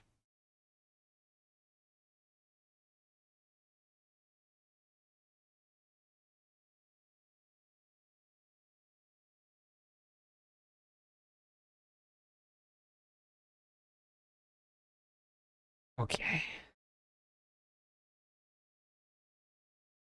No, we're not ending the stream. Nope, I still got to go over the patch notes and stuff. Okay.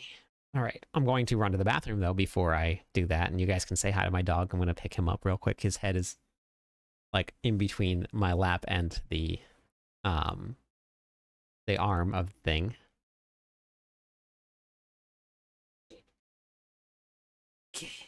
Okay. Oh, you're very sleepy. He was out like a light. Hey, Abraham. On the Diablo channel. Okay.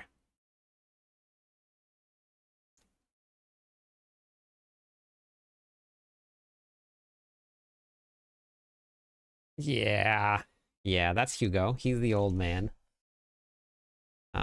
The other 2 dogs are gone. I don't know where they are, but I'm gonna run to the bathroom and I'm gonna again refill my drink, and then we'll hop into the patch notes. And I'll have to check out those other videos on their website.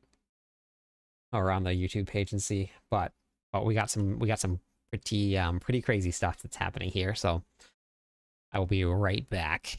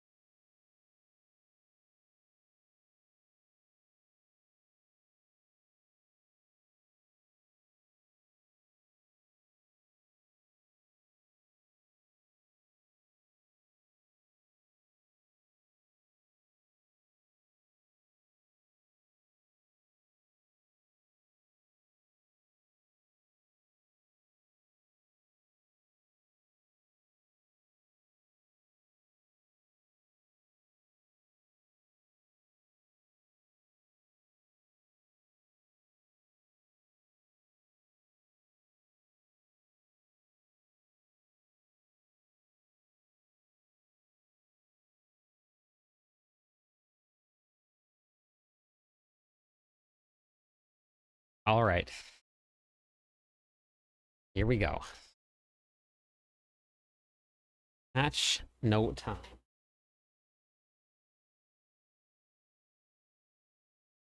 So they touched on sanctification a little bit already. Upgrading a greater affix will occur. So this is new.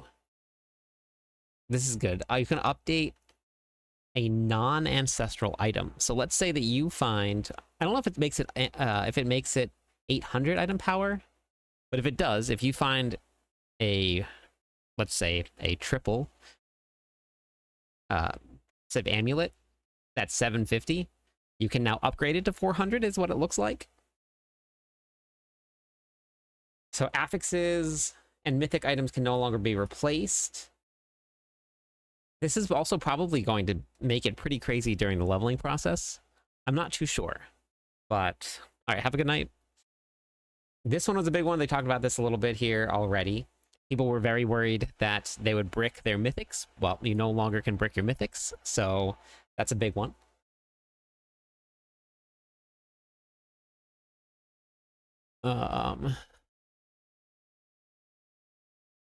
Oh wait, that was enough followers. Give away some points. Let me give away some points for the follows. And then we'll keep going. My hype's always 10 out of 10 for seasons. I don't care what changes. I just really enjoy playing the game, so it doesn't matter what they do to it. I always have fun. I'm always looking forward to it. Indestructible affix being replaced by quality ranks is actually massive. Yeah, exactly, fam. Yeah. It doesn't really matter what they bring, what doesn't change, what does change, what gets nerfed. I just like playing. So give me the game, I'm gonna hop on and play. This is really big. Because they added in 1% increase to all of your stats and all your affixes, you get that could be 50% increase to all of your affixes on your gear. Sounds good, War. Thank you. I appreciate that. So that's huge. And that is actually bringing back a ton of the power creep that we lost from masterworking it's initially by giving us the affixes. So I don't know. So the way that they had it with masterworking currently, even on GAs, it went off of the base affix. So, and you weren't getting increases off, but that was only with your 15%. So I don't know. We're going to find out. But that increase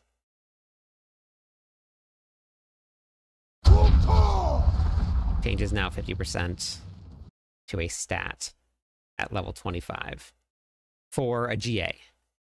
Yeah, so I don't know if it's going to go off the base or if it's going to increase the GA, and now your GAs will be 50% stronger. And I don't know, but that's big. So this might, and well, think about this, because this is going to go, quality increases your weapon damage. Not just your affixes, it's going to increase the weapon damage.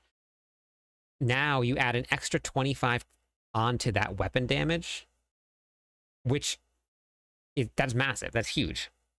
Because it was already a 20% increase to your very minimal damage. Then they added 5, so they give another 5%. Now they added another 25 possible ranks onto their weapon. This could be the #1 sought after, at least on weapons. I don't know about on everywhere else. Like, we got to see what the new affixes they added in and the new legendary nodes they added in, but that's huge. Sanctify an item, you only need 750. Okay, that's good. Item power 750 or higher in torment difficulties rather than being an ancestral. Okay. Affix ranges have been adjusted across the board. In general, affix values have been increased. Interesting. And ranges have been narrowed. Interesting. Okay.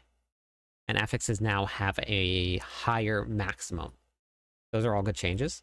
Legendary powers have been added. There was already so many legendary powers. I don't know if that's good. There were so many legendary powers that could be sanctified. So the chances of getting like stuff like this outweighed it a lot, but we'll see. We'll see how it feels when we get into it. We'll probably just grab a whole bunch of just random gear, masterwork it, and then try it out and see what we can find. Yeah. So we'll see what ends up happening. Now, they did make a bunch of changes and they weighted some stuff differently, so we'll see.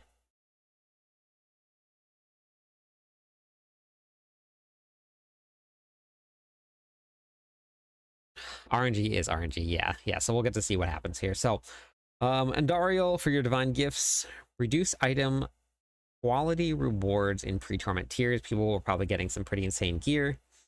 Bonus experience, this one I 100% expected. This one was there was no way this was going to make it out of the PTR. Now, in either way, these maggots will still be an increase to your leveling speed, even if they reduce that XP, which I knew they would. No, it does not, Straw Hat. It starts on the 11th at for me, 6:30 p.m. Remember this last 2 weeks where I kept on saying that I'm very worried, and I requested the 9th off, and I'm still very worried that something's going to happen and it's not going to be on a Tuesday, and I already requested Tuesday off. Well, it happened. It is not an official date. Yep, Thursday at 8:30 PST, or you can go by the correct time, the 11th at 6:30 HST. So, yes, correct charm. Or, yes, yeah. Wait, DJ. What am I reading? Anyway, yes, maggots are good. Glyph upgrades. So this right here, this is part of the divine gifts. So don't take this as the glyph upgrades as in the permanent game. This is part of your divine gifts. Glyph upgrade now get a scaling chance to grant an extra upgrade attempt based on divine gift rank. So once you max out your rank, you get a 100% chance to get an extra upgrade. And then your divine gifts now grant 2 levels instead of 1. So with the divine gifts, looks like leveling up your glyphs is going to be a little bit faster this season. And Dariel no longer regenerates life if you die. Okay. Dariel's phase These are just a couple changes to Lesser Evil invasions. Mythic items. Spear of Lycander. Not good enough to use it. This one here, we're going to have to see. So this is not a lot of life. Obviously, there's not a one-to-one anymore, not a one-to-one scaling. But they're only doubling your maximum resources. So if you have, let's say on the high end for a barbarian, 450, you now have 900 life. You're going to have 25% normal life. Barbarians can get quite a bit of maximum life, but we'll have to see what the ratio is for how much damage reduction you actually get. Because having only 900 life is a little scary. Effectively, 900 life.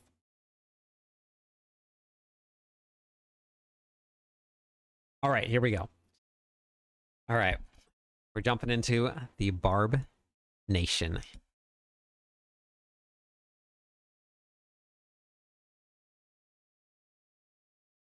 Damage per 10 points of strength has been increased from 1 to 1.1%. That's big. So this is a multiplicative increase based on strength. That's a 10% increase to your damage. This straight 10% increase to overall damage. The barbarians are already, just looking at this, are 10% stronger. Without even going further down the list. You have one line, 10% stronger. Yeah, that's really good. Kick width of the hitbox has been doubled. So kick felt really weird on the PTR. That is incredibly fun.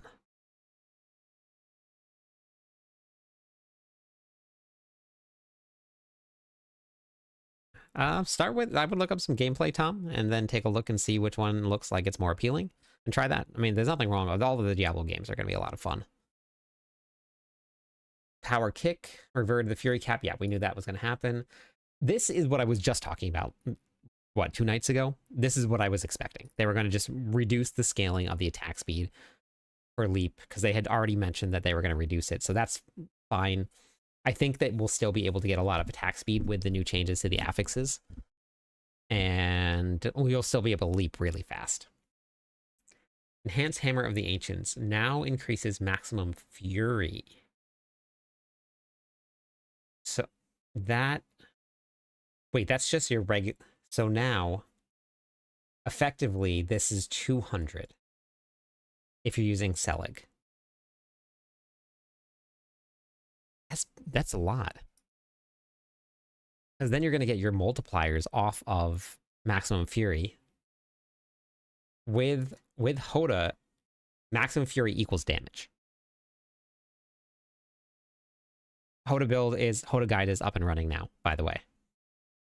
Leap Quake is still going to be good. Yes, Leap Quake will still be good. So if you look at the skill tree here, Hoda, Enhance, this is the one that they're talking about here. This is what they're buffing. Because we're taking this here. Hammer of the Ancients gains 5 critical strike damage and 5% critical strike damage and critical strike chance for every 10 fury that you have when you cast it. It's critical strike, the knockdown is whatever, but you get, just with that, that's a 50x multiplier straight off, just from getting that 100 right there. That's really big. And was that this one here? And this right here goes from 30% Fury generation to 100% Fury generation. Because as it says in there, you get it when you cast it. You get that increased damage from... So this will help you get back to that maximum Fury that you want to be at when you cast Hammer of the Ancients. That's a really good change. That is really good. Okay, Anger Management. Well, above 50% max Fury, you deal increased damage and gain Berserking. That's big. Now you're going to deal up to 30x multiplicative damage, and you're going to get Berserking. I mean, Berserking's not hard to get with a lot of the endgame builds for the Barbarian, but that's big. Because normally this right here, you just drop it. And then you have to find a way to get Warcry onto the bar somehow. But that's good. This right here, this is the new pants. They're not in Mobalytics yet, and I can't pull it up, but the shorter cooldown from the last brawling skill used before the re-enable, all of them now scale based on attack speed. Okay, so we should be able to just have a little bit smoother here. Okay, come on, Hugo.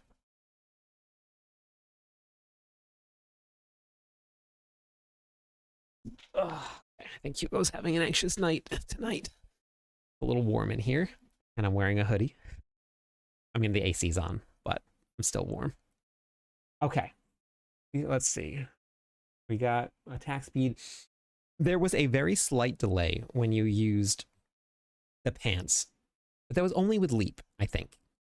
And that slight delay you could get rid of by having a cooldown reduction for leap, like giant strides or enhanced leap. Both of those would remove that cooldown. Enhanced leap didn't work with hitting an enemy because you don't get that bonus. So you would find like this very, very slight pause, which you could make up with your giant strides aspect also. But it looks like they're going to scale it with attack speed, which we need attack speed anyway to increase leap movement speed. So it looks like this is something we're going to be building into anyway. I will be building a charge bar for sure. Lips, welcome in. Thanks for the follow. How's it going today? 4 more followers on Twitch, and we'll give away some points to everybody. Okay, Field of Crimson. Blood Pool bonus damage no longer only applies to the casting player. So, support barbs? For the tower? Anybody want me on their team for support? Interesting. Huh. That is very fun. I wonder if I guess we might get to it. Do other classes have support classes? This is very cool. All right, Paragon.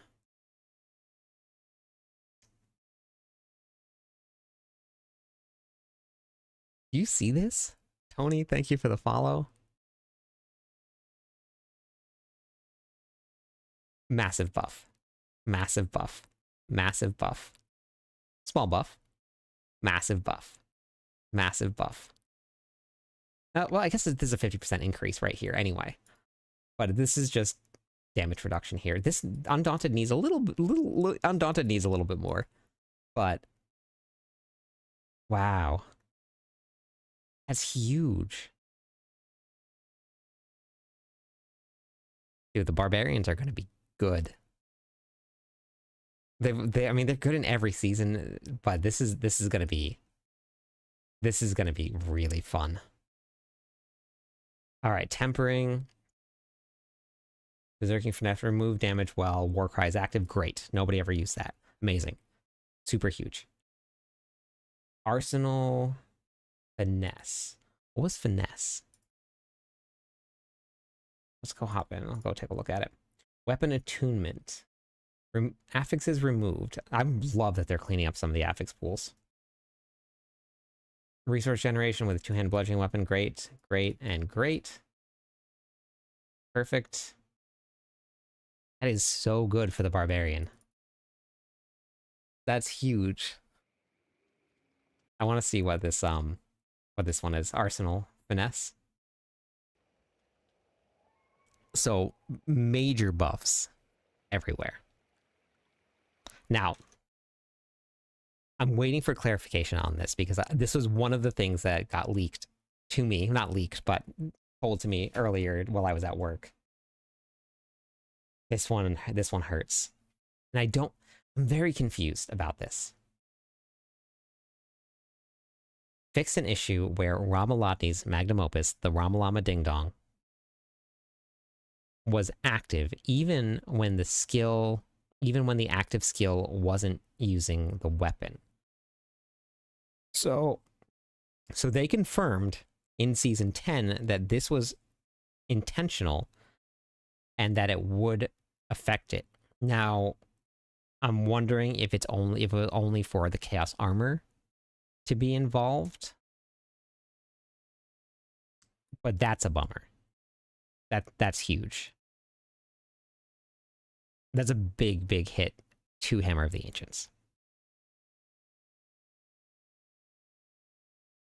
So we'll have to see. I'm waiting for confirmation on it. But yes, it does not hurt Leap or any earthquake build. Any earthquake build. Rumlani's always affects earthquakes. But Hoda, like, that one's rough. So right now, you're looking at, let's say with like a fully maxed out build, we're looking at 500 max Fury on a Barbarian. We'll just go nice easy number. Then you add in 100 for the new Temper, and then times 2, 1200, and then that is times 0.5. You're looking at missing a 600 multiplier from Hammer of the Ancients.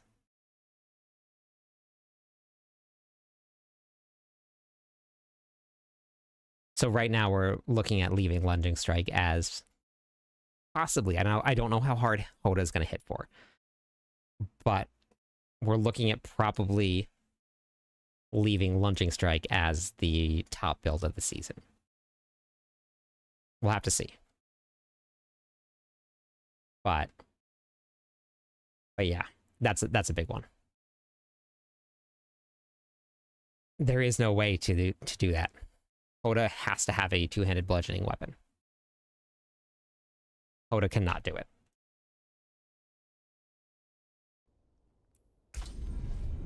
It will be fine for Whirlwind as long as you use dual wield.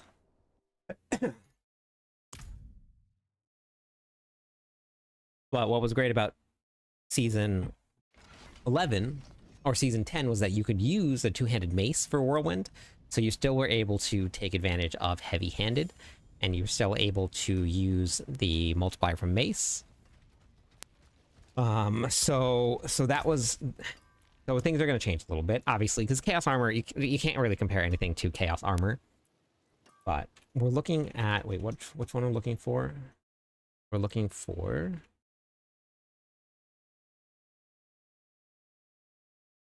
that one's the new item. We don't need that.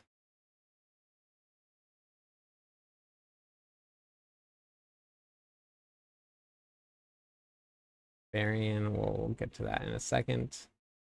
Okay, what is going on here? Game gifts. Okay, here we go. What we're looking for, Arsenal what?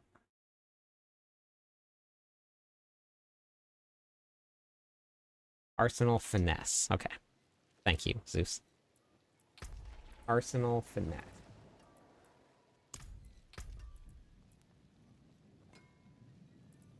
Okay. Arsenal Finesse. Okay, yeah, that's fine. Those are never ever chosen. Yeah, that's fine. That's cool. They're cleaning up the pool quite a bit. Not me, I wouldn't say quite a bit, but at least they're looking into removing some of them. All right. I didn't get to play much of the other classes, so we'll just breeze through and see what it looks like a little bit. But for the druids here, as for damage increase, cooldown reduced by a lot. That's for Grizzly Rage. That's really good. I know on the PTR, it was hard to keep it up 100% of the time, so this is great here. Reduce the cooldown and increase the duration. Damage reduction increase, that's good. This one is increased.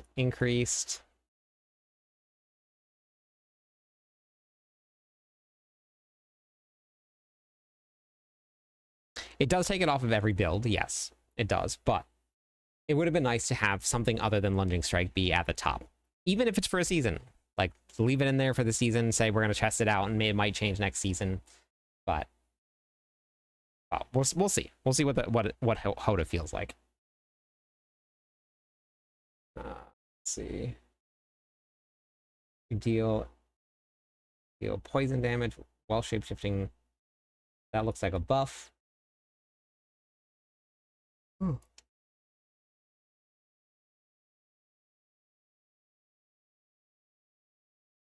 Movement speed affixes is the new. Oh, that's the new boots. Okay.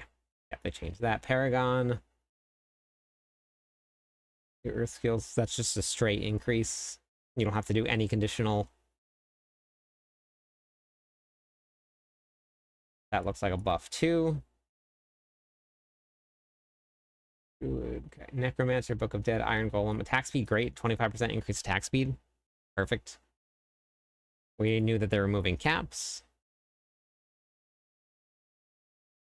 Hellbent Commander, remove the requirement. Oh, that's nice. Okay, so Hellbent Commander is just on all the time then, without having minions up.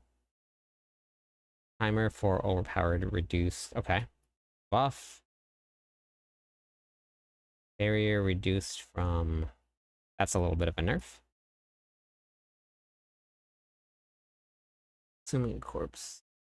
Tribute souls to vampiric curse up to 1. Increased. So that's another increase. Looks like across the board, weapon damage increase here. Bloodlance damage is increased here. Mendeln, increased damage. A big increase there. Big damage. So the rogues, damage scaling per 10. Oh, that's big. I mean, rogues needed this. For sure. Although, I think the rogues are actually farther in the pits than the barbarians were this season with one of their builds, but that's a big increase. That's a 15% increase. Almost, maybe, a little less. Because 1.1 to 125. Huh. That's big. Healing reduced, a little bit of a nerf, but healing per ranks, a little bit of a nerf. Damage increase, that's always good for Trick Shot, Blade Dancer. So it looks like Twisting Blades got some buffs. No more cap on Beast Falls, that's good. Wind Force got a buff. Scoundrel's Kiss got a buff. Death Mask got a buff. They talked about the sorts here. So it looks like they also talked about the teleport enchantment. So teleport dazes enemies. Oh, this is actually really good here. On the PTR, teleport dazes enemies at its endpoint for 1.5 seconds, which is not great, but they changed it. You now gain 25 all res.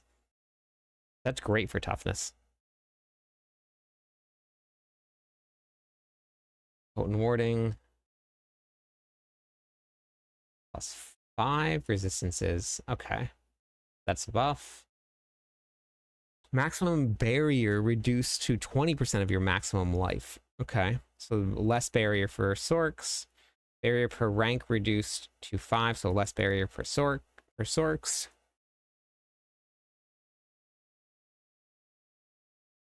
Healing of warmth is reduced, and healing from bosses is reduced. And then less barrier for Sorks. Mana cap's been reverted.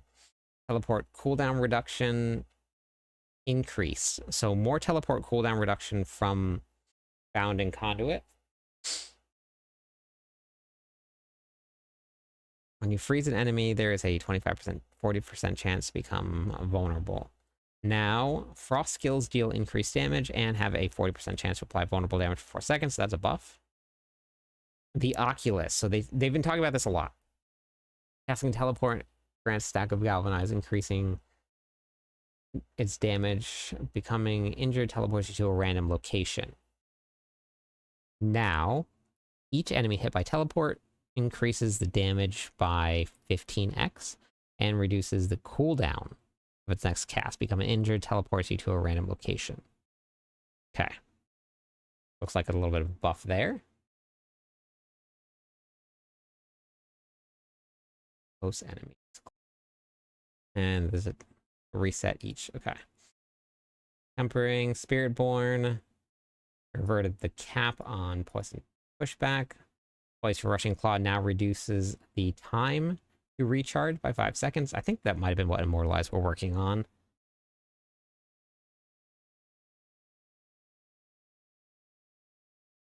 Passive, so Fueled here. Previous gains. Life on kill equal to 5% of your maximum life while you have at least 4 stacks of ferocity. Now you gain 1 to 181, depending on the level. Life on hit. Well, you have at least 4 stacks of ferocity. Interesting.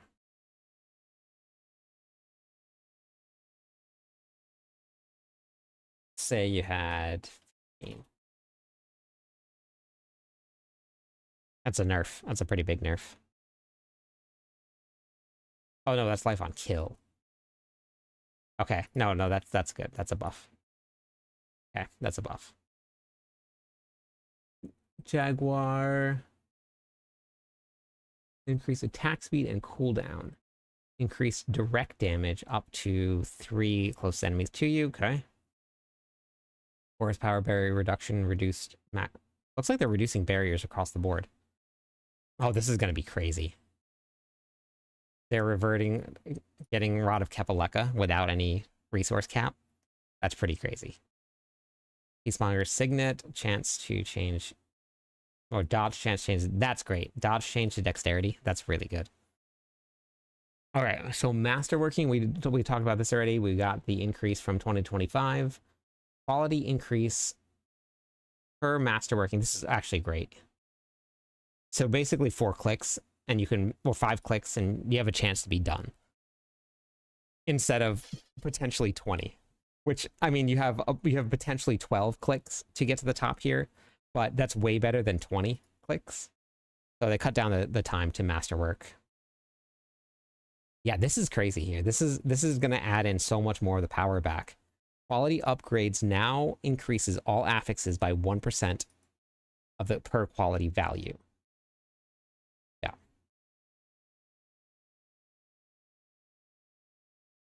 So fully masterworking an item now gives a 50% upgrade to a random affix, which can be a tempering affix.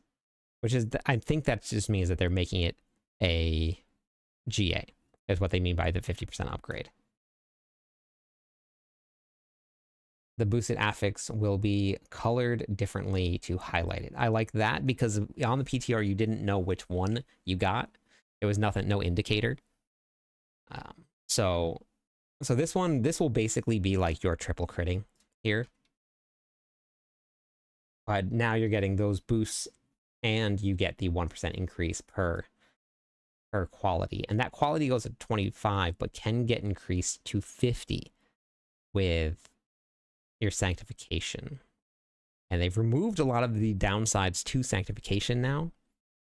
So there doesn't seem to be any reason not to sanctify, other than needing to have replacements for different builds. Because once you do it, it's done. So you can't change aspects, you can't change anything other than your gems or your runes.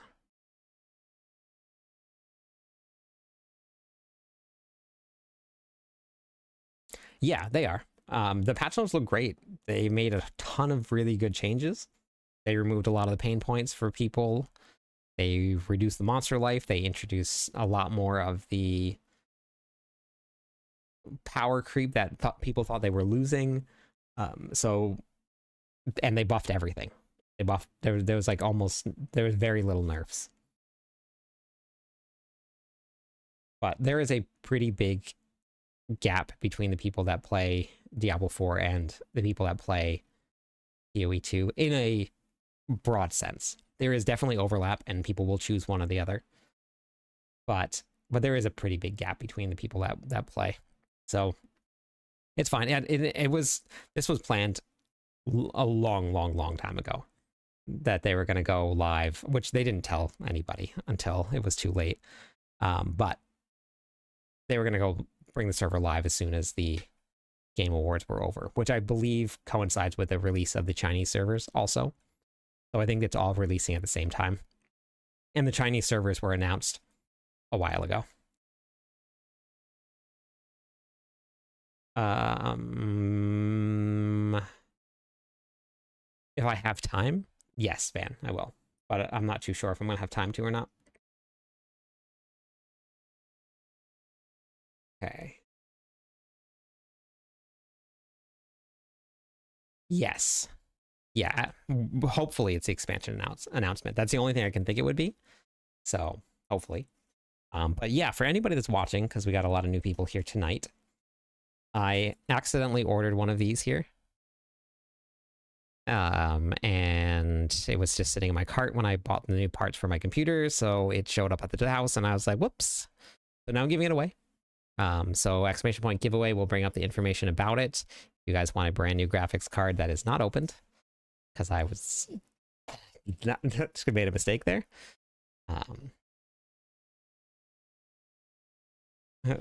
Let's bet. Yeah. Yeah, you're broke. We can't make a bet. I actually, it was actually 100% accidental. Someone was helping me with all the parts, Og, and they had put a bunch of things into a cart, and they said, here, check out the cart. You can choose the graphics card you want and remove the other one. And it was late after a stream. I pulled up the list and I just hit order, and I didn't pay attention. And now we have two, and I'm just going to give away one instead of just sending it back.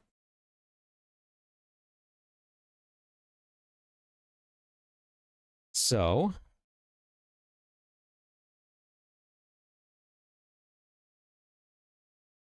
yeah, I really did not. I really did not. But I mean, I already had it. So I figured I could either send it back and get a refund, or I could just do a giveaway for everybody here. I think that's a lot more fun. Yep, all you had to do is just type in that, and you've entered it in. And I do have my Sheets document here, which you guys can type in exclamation point Sheets. At the end of the stream, I will be updating this here, the giveaway, and if you, this includes all of the bonus entries and everything here, so you can see how many entries you have. And so this will be available to everybody. And at the very end of it, we will have now you have to be here in the stream on the 31st to be there for the drawing. So make sure that you know that. You guys can all hop into Discord too, because I'll probably post some information there for everybody. And we're going to be doing leveling groups, which I now have to completely redo all the groups because we planned all of the leveling groups, and it's like 30 teams or 20 or 30 teams of 4 people. All were planning on being on at launch, and then they changed it, so I now have to redo all the leveling groups. So if you guys want to come and do some leveling groups, you guys can hop into Discord. There are still people in voice chat at this time of the season playing Diablo 4, so if you guys are looking for some really great people to play with, it is incredibly active. The trade chat literally never dies all day long. There are people trading, so whatever you want to do. The Discord link is exclamation point Discord. That'll bring it up for you, and then you guys can join us. Promise you, you will not be disappointed. Really, really, really friendly, whether you are a grinder, whether you are very new to the game, if you have questions.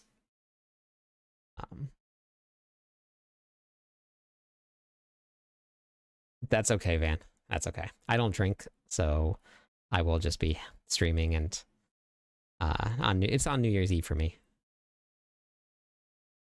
But yes, you can still win drunk. All right, back to the patch notes. Master working costs have been adjusted to scale, potentially with item quality. So if you look at this here, item quality 0, it's only 10 opticite. So there's going to be no more hundreds of thousands of opticite in the game. They reduce the cost, so they're reducing how much opticite drops. You're going to see a lot less. Kind of nice not having to have thousands and thousands of it. So these are the costs of all the opposite here. Thanks for the lurk. Tempering. There's now a chance for a temper affix to get applied a greater affix. Very interesting. I guess this is just going to make 3 GA gear for you from a 1 piece of GA gear. You find a single GA gear, you get a temper with a GA. So now you have a 2 GA, and then you master quality 20 and you get a 3rd GA. So you find one single piece of GA gear, and now you have a 3 GA gear. Hey, Vand.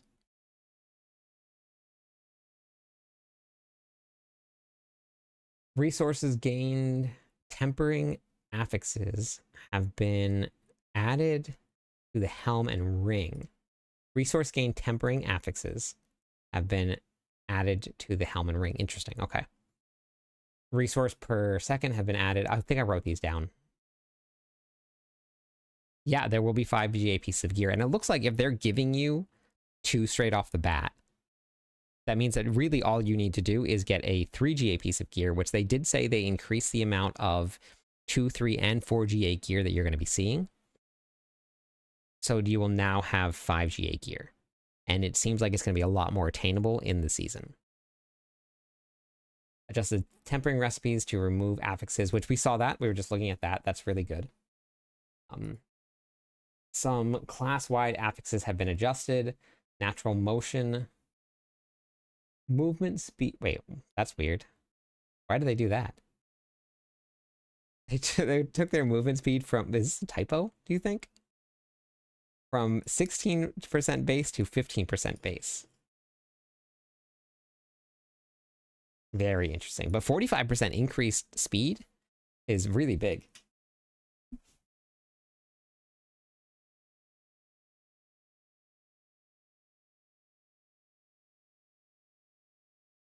I had to help Bagel get into his house because he didn't want to do it on his own. Smooth numbers.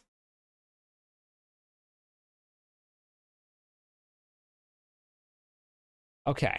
Maximum life of worldly endurance. This is good. This is actually really good because adding 141 life when you have tens of thousands of life, even 450 still feels a little bit low. But there are a lot of classes out there, and especially people that aren't looking at builds and have never looked at them, where they're only running like 1,000 life. So adding 450 is quite a big difference instead of that 141. So that's good. Thorns, that's good. Adding more thorns, I like that. Oh, interesting. Look at that. Okay, that's fine. Yes, fan. It's just me shipping it, so I'll pay the shipping costs and stuff. Ship it out to somebody. Toughness. They talked a little bit about this already. When comparing items, armor, resistances, differences between the items can now be displayed. This is very good. If you guys don't know how to display tips, you can watch my video on it. Really good settings in there. And then toughness is now displayed on the character stat window. Okay. Interesting. We'll have to see where it goes. Toughness tooltip now breaks down the damage resistance per damage type. I like that also. Yeah, I know. I purposely started calling him Van just to see what would happen. I wanted to see if the Vans would fight. Torment difficulties now display the recommended toughness amount. Now, they said that they weren't actually going to do this initially, and I'm glad that they put this in. This will help a lot, especially for hardcore characters.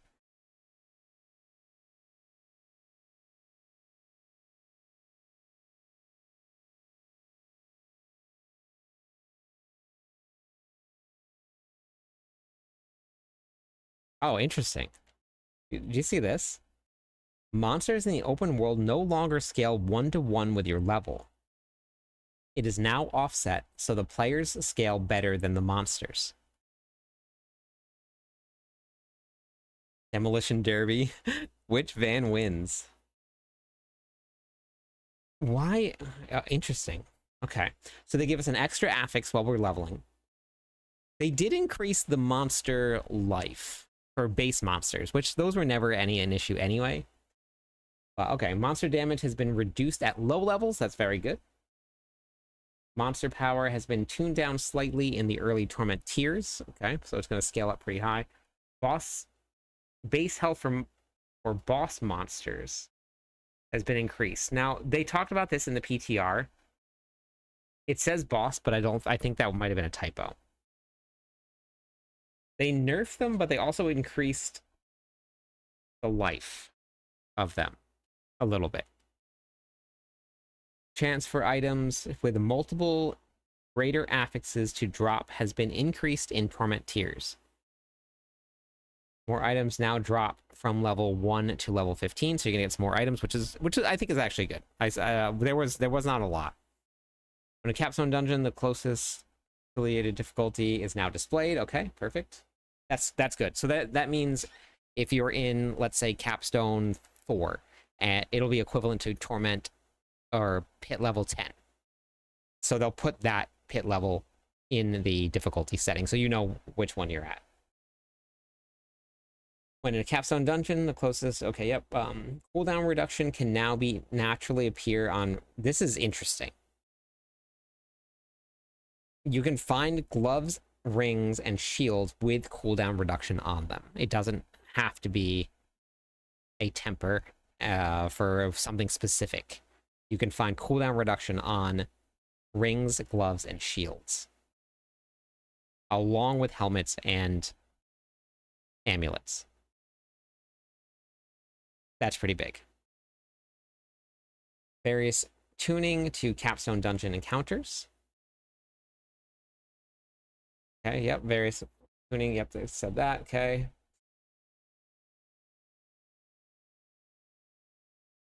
Yeah, this was insane. So that's getting changed, which is fine. That was this here.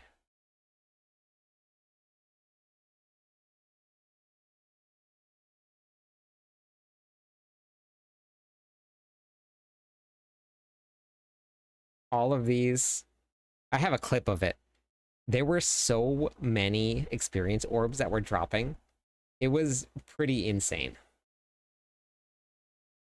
So they changed that. That's honestly smart. Like they needed to do that.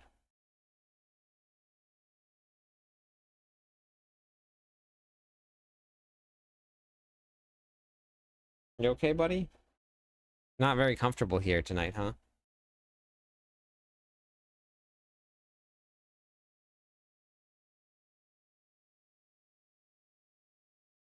Oh, they're adjusting some of the swapping weapons that weren't working. That's good.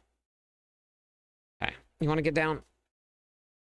Okay, okay, okay, all right, okay, all right.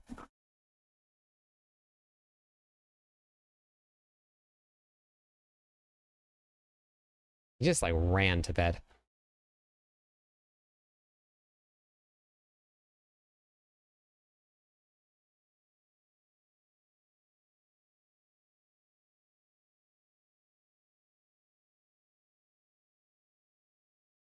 That we don't like experience orbs with our experience orbs. I know. Well, we were eating pretty good. I was loving my experience orb pasta. It was like meatballs.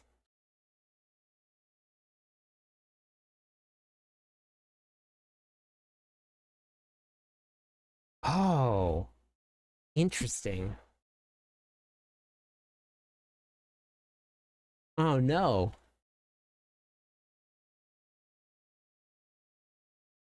Huh.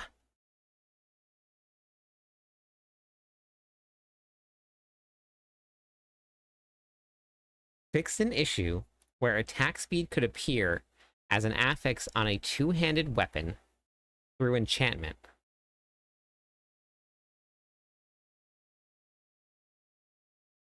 Very interesting.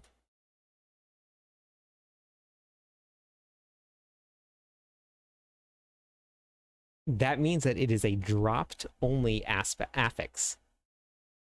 You have to find it dropped. You cannot enchant it.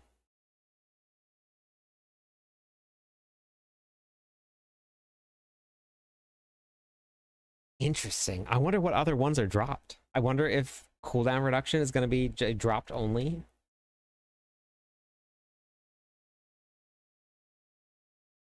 Huh.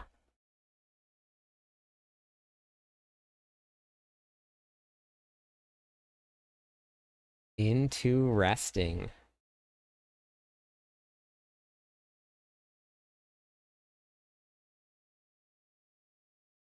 Barbarian. I didn't get to finish all of these. Fix an issue where Strategic Rallying Cry did not show the accurate amount of life gained. Strategic Rallying Cry? What? I'll keep my forge hot. Return soon. Did they mean Challenging Shout?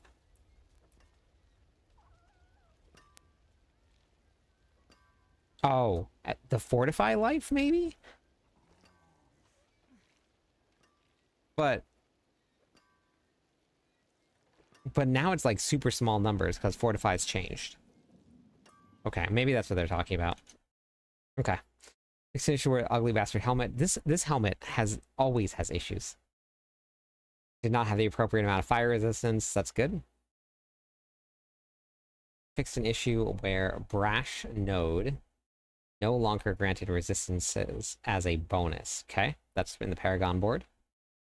Fixed an issue where the Yul rune was not triggered by Ground Stomp if Chainsforged Mail was equipped. Okay, that's good. Fixed an issue where Ramalades, that's a bummer. I don't think so. Fixed an issue where the amount of Fury cost for kick was incorrect.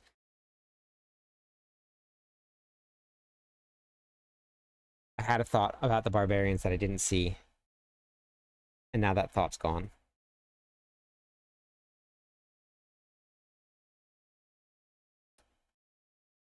What was the thought?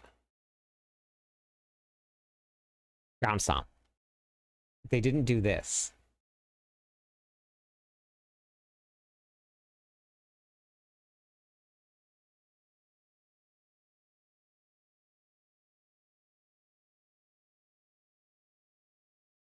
Ground Stomp doesn't make enemies vulnerable that it pulls in. Thoughts are hard. Man, did you see my new shirt? In the merch shop here?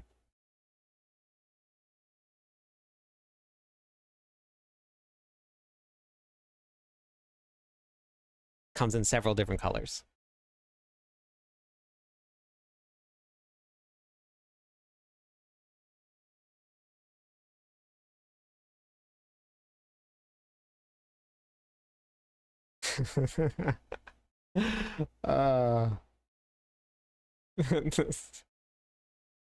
And then we also did this one here, which I really like.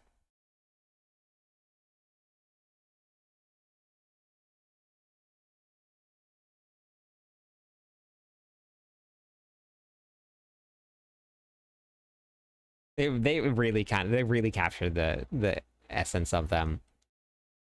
I really like it. And then I actually made this one specifically for you, Van. This one's for you. It'll look really good on you.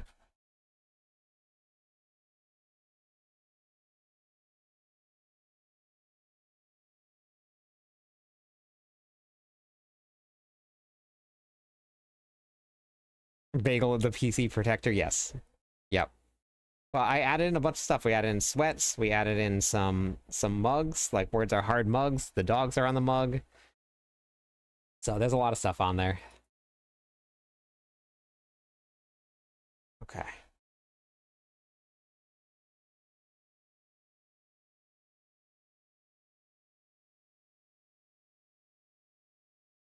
This stuff here.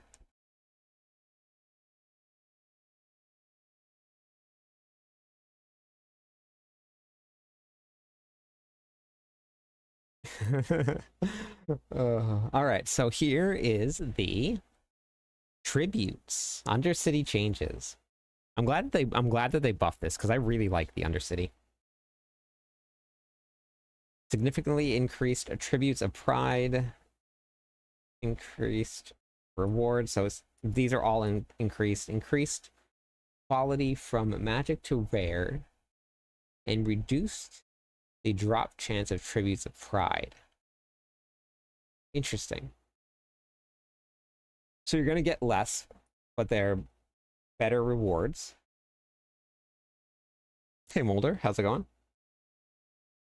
Slightly increased the potency, attributes of growth experience. Okay.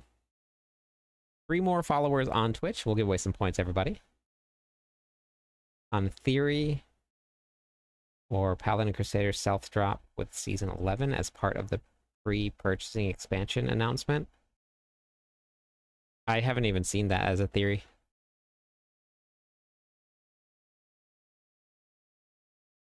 Where was that going around?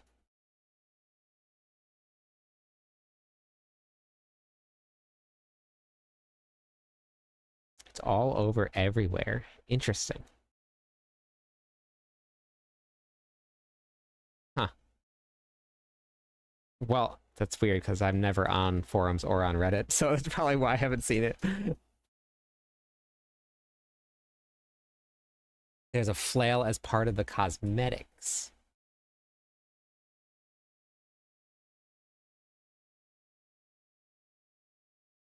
Wait, where's the blog post?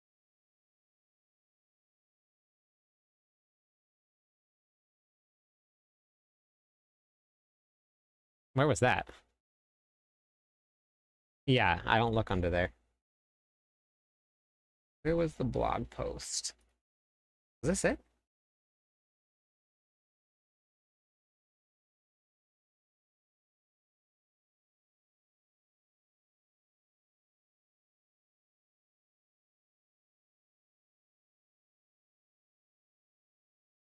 Okay.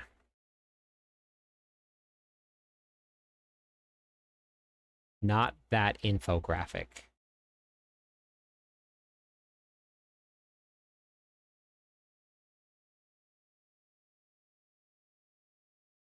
On the Diablo 4 website?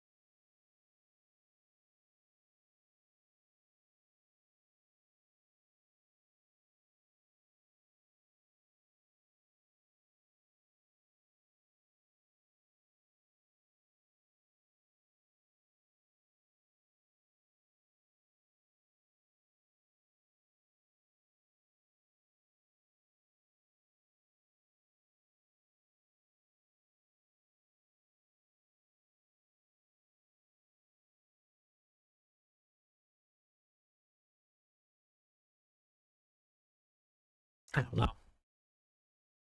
7 days until it drops.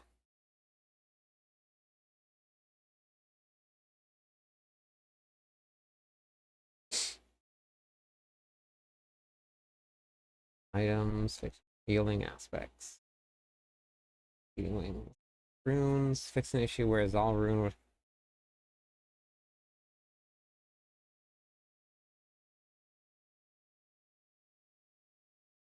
Oh, interesting. That's pretty funny. This is a huge one. That's really big. Fix an issue where Monty Rune would reset its counter when swapping weapons. That is huge. That's real big.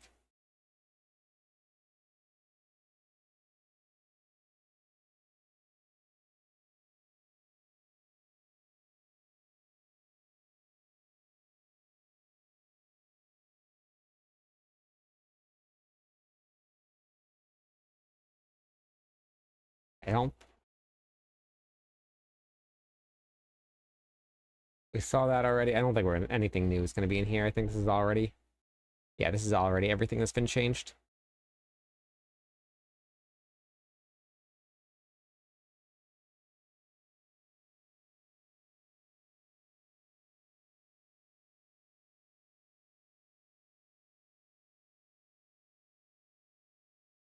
Oh my god. Okay, so I have a story time for everybody. There is somebody that I don't have links enabled on chat. Can you message it to me in Discord, Mulder? So there has been somebody for probably, I'm guessing probably close to a year now, that has been commenting on not all, but a lot of, most of the videos that I've posted that trade chat is not working for PlayStation players. Over and over and over and over again. Complaining. Just complaining and complaining and complaining about it for about a year now. Things like, well, I'm not checking out this thing if trade chat isn't working anymore, and like just cannot get over that trade chat is not working, and holy moly, they fixed it. And in the video I'm going to make, I'm going to include that. And I'm not going to call anybody out, but I'm going to specifically point to the trade chat will be working for PlayStation players, which is a big thing because a lot of people have actually commented on it. So it's not like this is something that should be taken lightly, because a lot of people will now be able to access trade chat, which is great. But that is very funny that it is in there. That's awesome. It's good. That's a good thing. It is definitely a good thing. Yeah, there's this, it's not everybody. And even here it says fix an issue where on PlayStation, or where players on PlayStation could not use trade chat. Now, they would say they would like log out, log in, log out, log in, log out, log in, log out, log in. Sometimes it would work. So but either way, very cool. Very glad to see that this happened. Yeah. Yeah, it is it's an annoying issue for a lot of people. So this is a really good update that they did here. Oh, wow. Okay.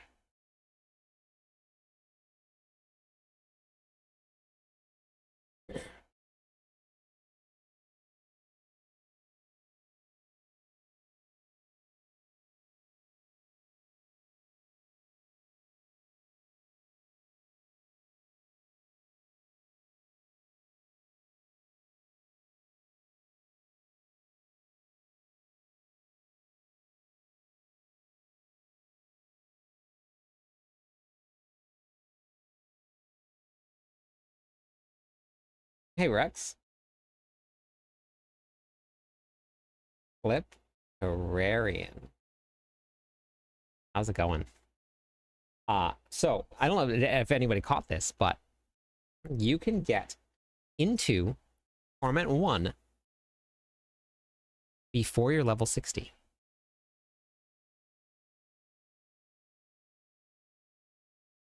I'll just send a message.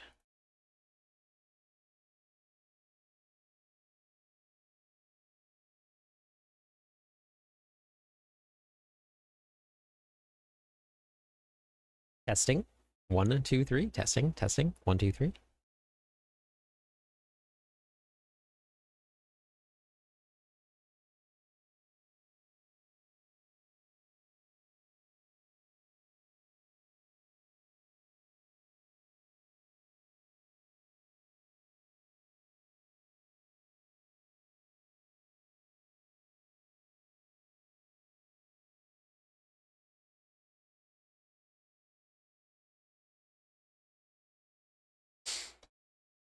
Okay.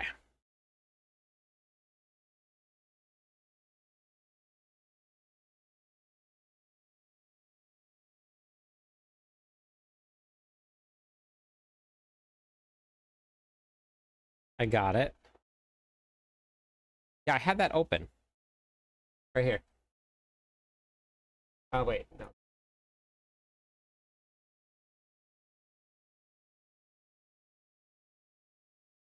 Additional bonus rewards?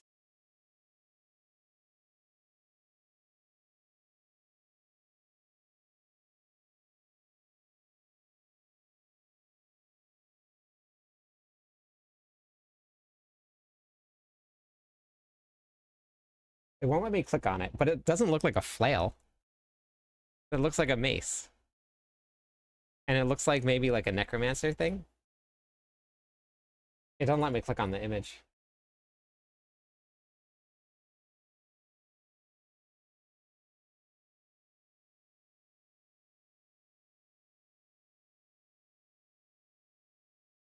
This looks like a necromancer. Like you're holding up a necromancer. And then this is, they have this mace. If this is the one that you're talking about, this is in the game already. Here. Show you.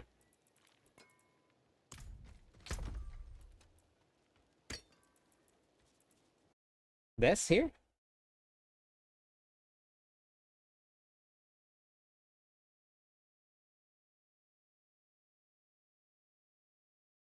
That doesn't look like a flail.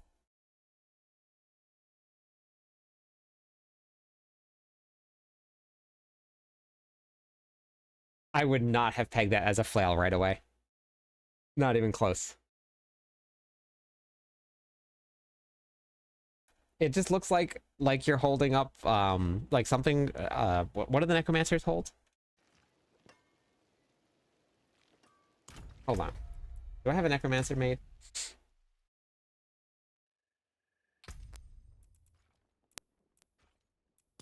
I don't know if I have one. Do I have a barbarian that I can look at?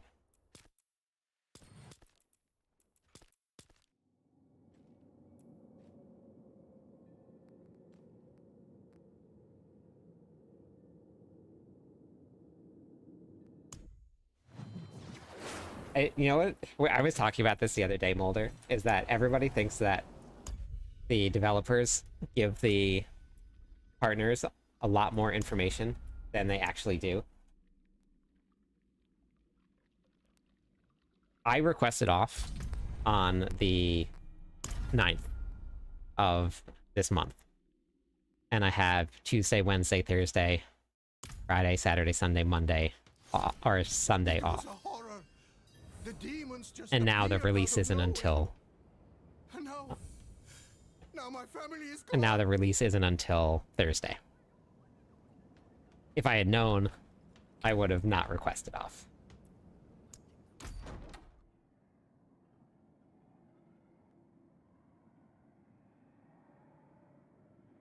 I think so, Charmed, yeah. I'll go back and look. See. I don't want to... that. Yeah, I'm pretty sure the barbarian has one. That looks like a mace already. Where is the... I have obols? Yes, I have obol. There's the obol vendor here. Fate is with you. I'll go back to the barbarian in a second. Maybe leaving so soon?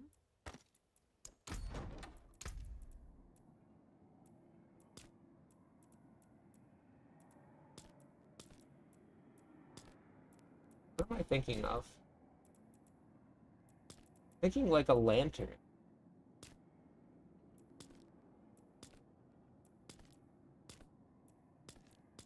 Maybe it doesn't look like it. But there is a flail in the game.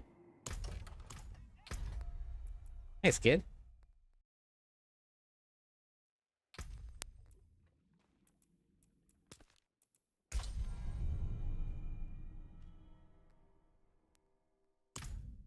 Campfire was really good. Campfire was really good. I wouldn't mind the rest.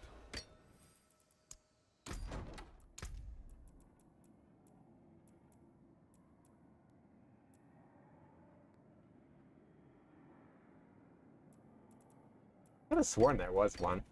Maybe not.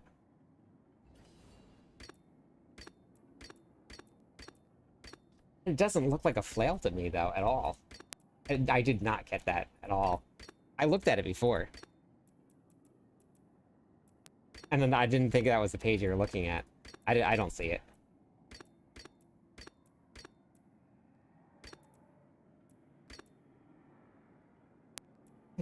Yeah, no, there must not be. I swear that there was one.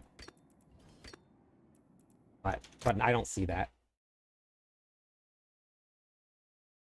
I don't know, maybe. Maybe it is.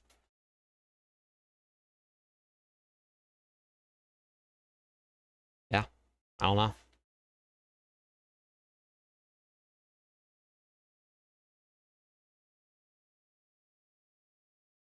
I guess we'll find out.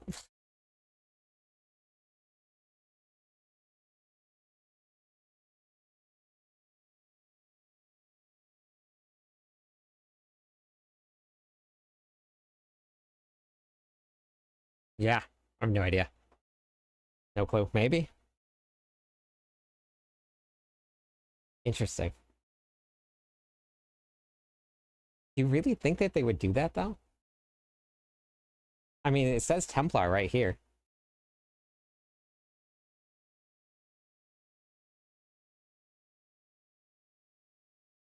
So maybe we're getting a Templar?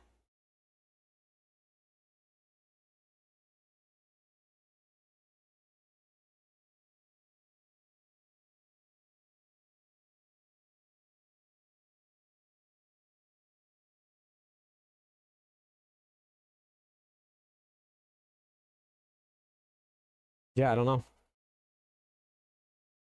And then this says the Selene Templar armor set for every class. Maybe. You think they're going to open up pre-purchases that early?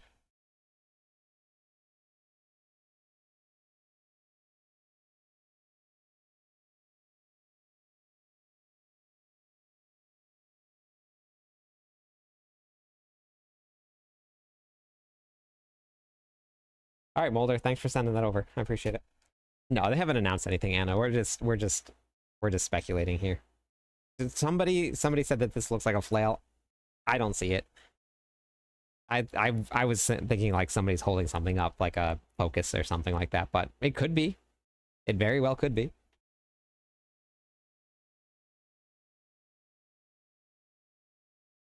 Maybe it's a one-handed mace, and this is a two-handed mace, but I don't see why they would do mace and mace. No idea. They haven't officially announced that, Skid, but we were highly suggested to watch the Games Awards for Diablo 4. So...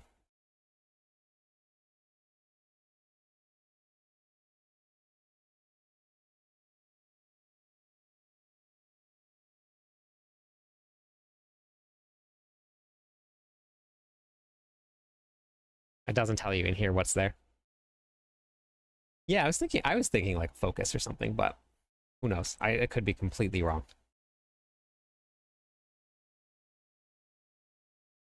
Yeah. Okay.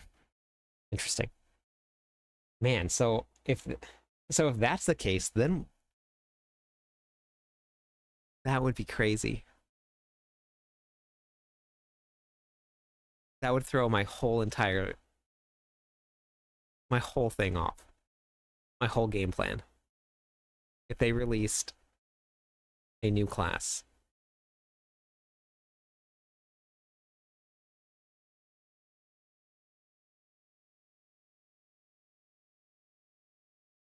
I would really like a heads up to release something like that. Okay. Interesting. So I'm supposed to work until after the Game Awards start. But I want to be on and be live, but that's going to be a really long night. So I think I'm going to have to leave work early. I don't think I have much of a choice.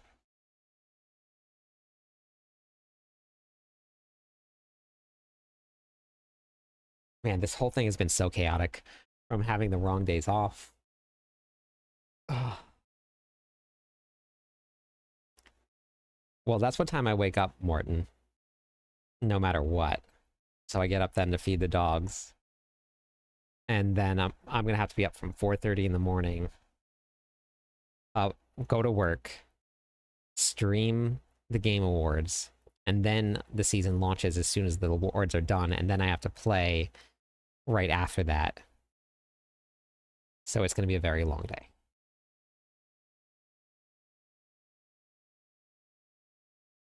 Work is getting in the way.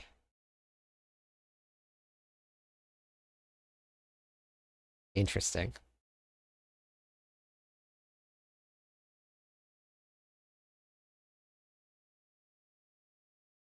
Yeah, for real, I know. Wow. Okay. If we get a new class, that's gonna throw everything. Everything. I know it's always in the way. I'm gonna play the new class if it starts. if there is a pre-order. And I'm going to buy the expansion pack as soon as it launches for pre-orders. That would be pretty crazy if they just had a surprise class.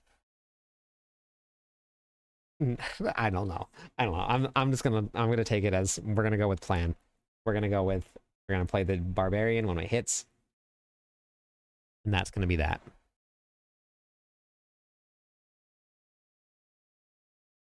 They haven't announced anything about a new class yet, guard. People are just speculating based on a picture. Yes, they're dropping the druid now.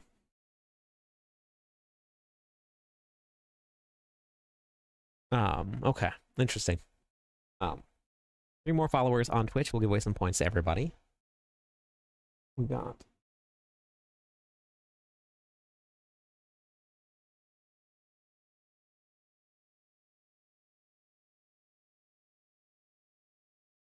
for the barbarians right now, I'm waiting on one more thing. Bugman, thank you for the follow. Welcome in.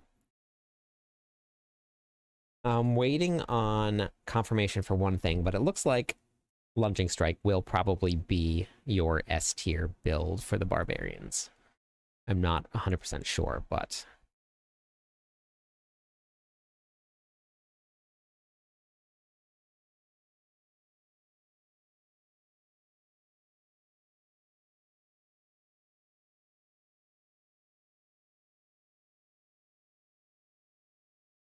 Barb Nation.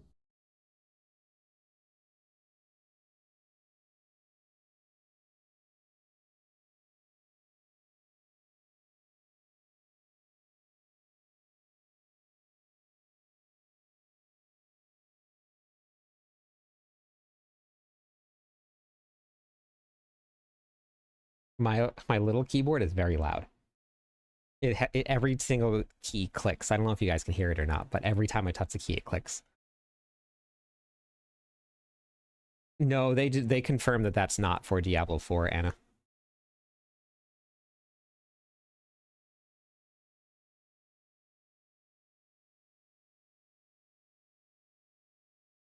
Barb Nation.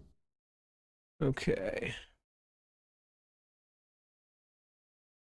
Barb Nation. Share which link? Okay, good. Thank you.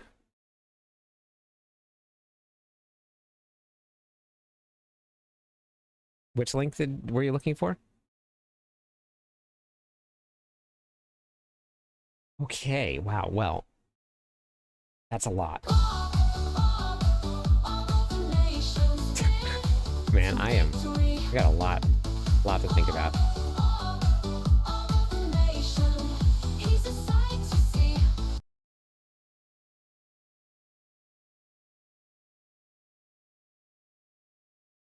Okay, so tomorrow night,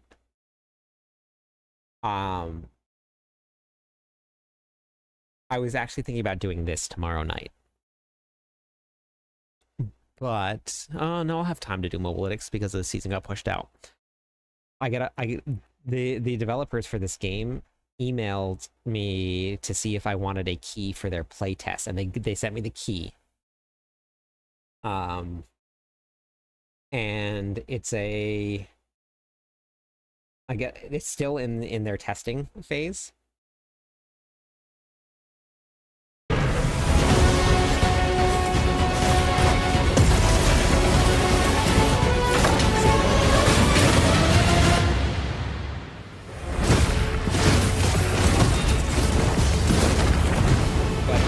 It's an ARPG.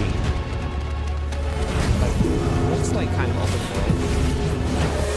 Kind of World of Warcraft vibes. It's with like maybe a little bit of what is it? Souls-like boss encounters.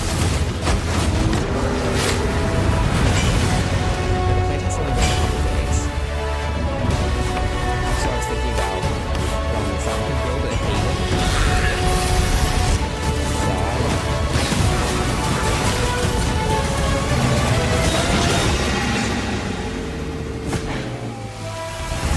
Oh, is it really that loud? I can't hear. I didn't have it on. I forgot that I turned it up for the live stream. Better. For some reason, YouTube is very quiet. Whoops.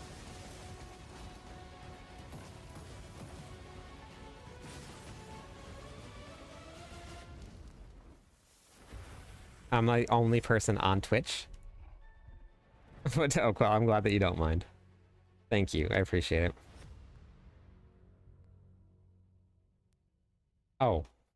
Exclusive playtest July 3rd, but I got the playtest for it. So, I don't know. I'm thinking... It's something I never really... Because I've never been in this position, I've never really playtested games before, so I would like a little bit of experience doing it. So I think it would be very fun to do.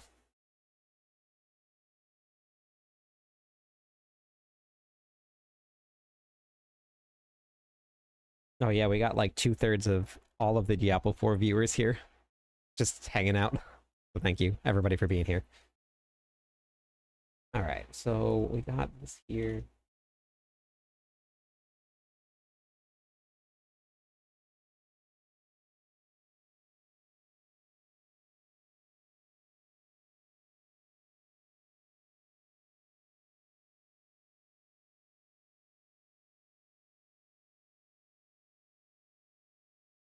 Here's a countdown timer. The last time I was able to find a way to put this on the screen, so I got to figure out how to do that, and I'll just have it up there all the time because everybody's going to keep on asking.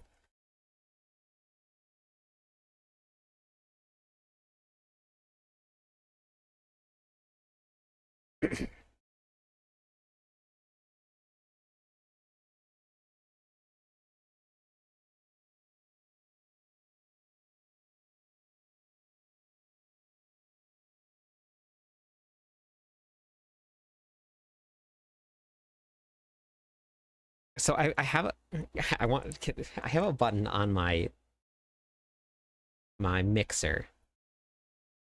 I'm gonna hit the button. Hopefully it's not too loud. But I think that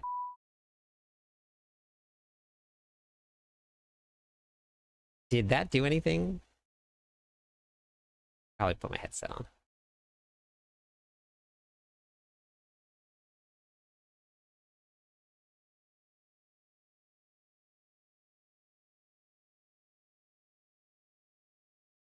It just muted. Okay, that was all it did. All right. It's supposed to, it looks like it's supposed to be a button, like if you're like about to curse or something, you just hit the button.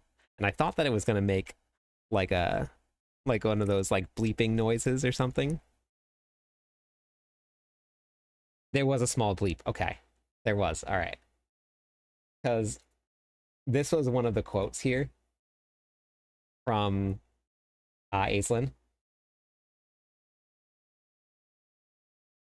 that I wrote down. But I don't want, but when I go onto YouTube, I don't want them to when I post a video, and it's normally always clean. No, I did not. There was a bleep. Sorry.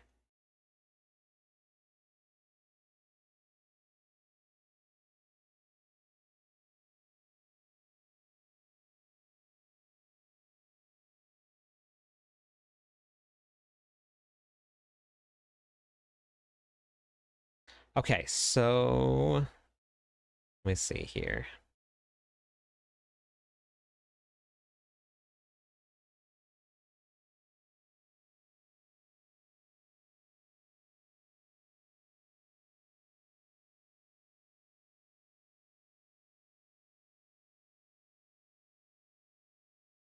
I gotta get some sleep.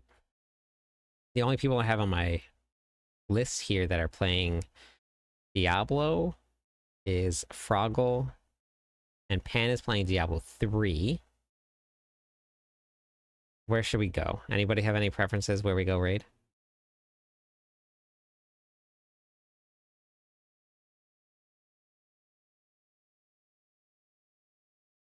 Yeah, that's good, Star.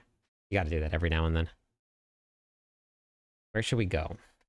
Should I try and look for somebody? It's normally this time of night, everybody that is streaming is not speaking English. Other languages, because it's late.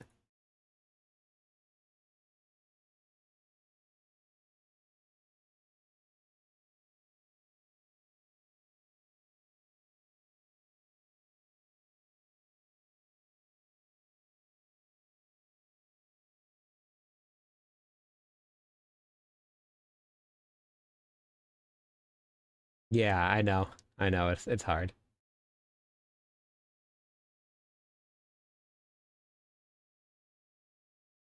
Yeah. Well, so Ken is playing Diablo 3. So I don't know if anybody wants to check out the new Is it the new season? Or if we go to Froggle. I don't know. I don't know. Where do we go?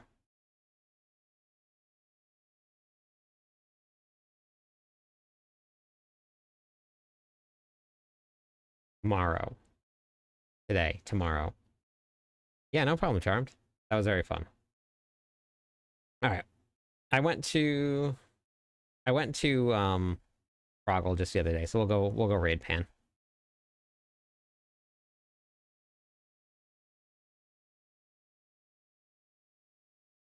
Yeah, this was very fun. This was very fun. Oh, Canadian Arrow is on, but she's playing Battlefield. That would be fun to drop 300 people over on her stream. Okay, where is Pan?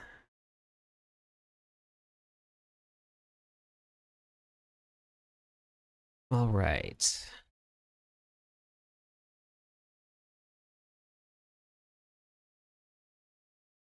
Okay.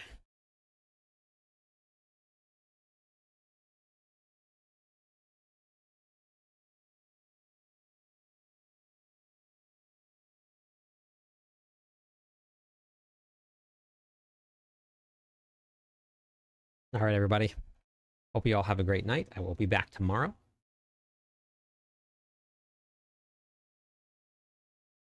Catch you on the clip side.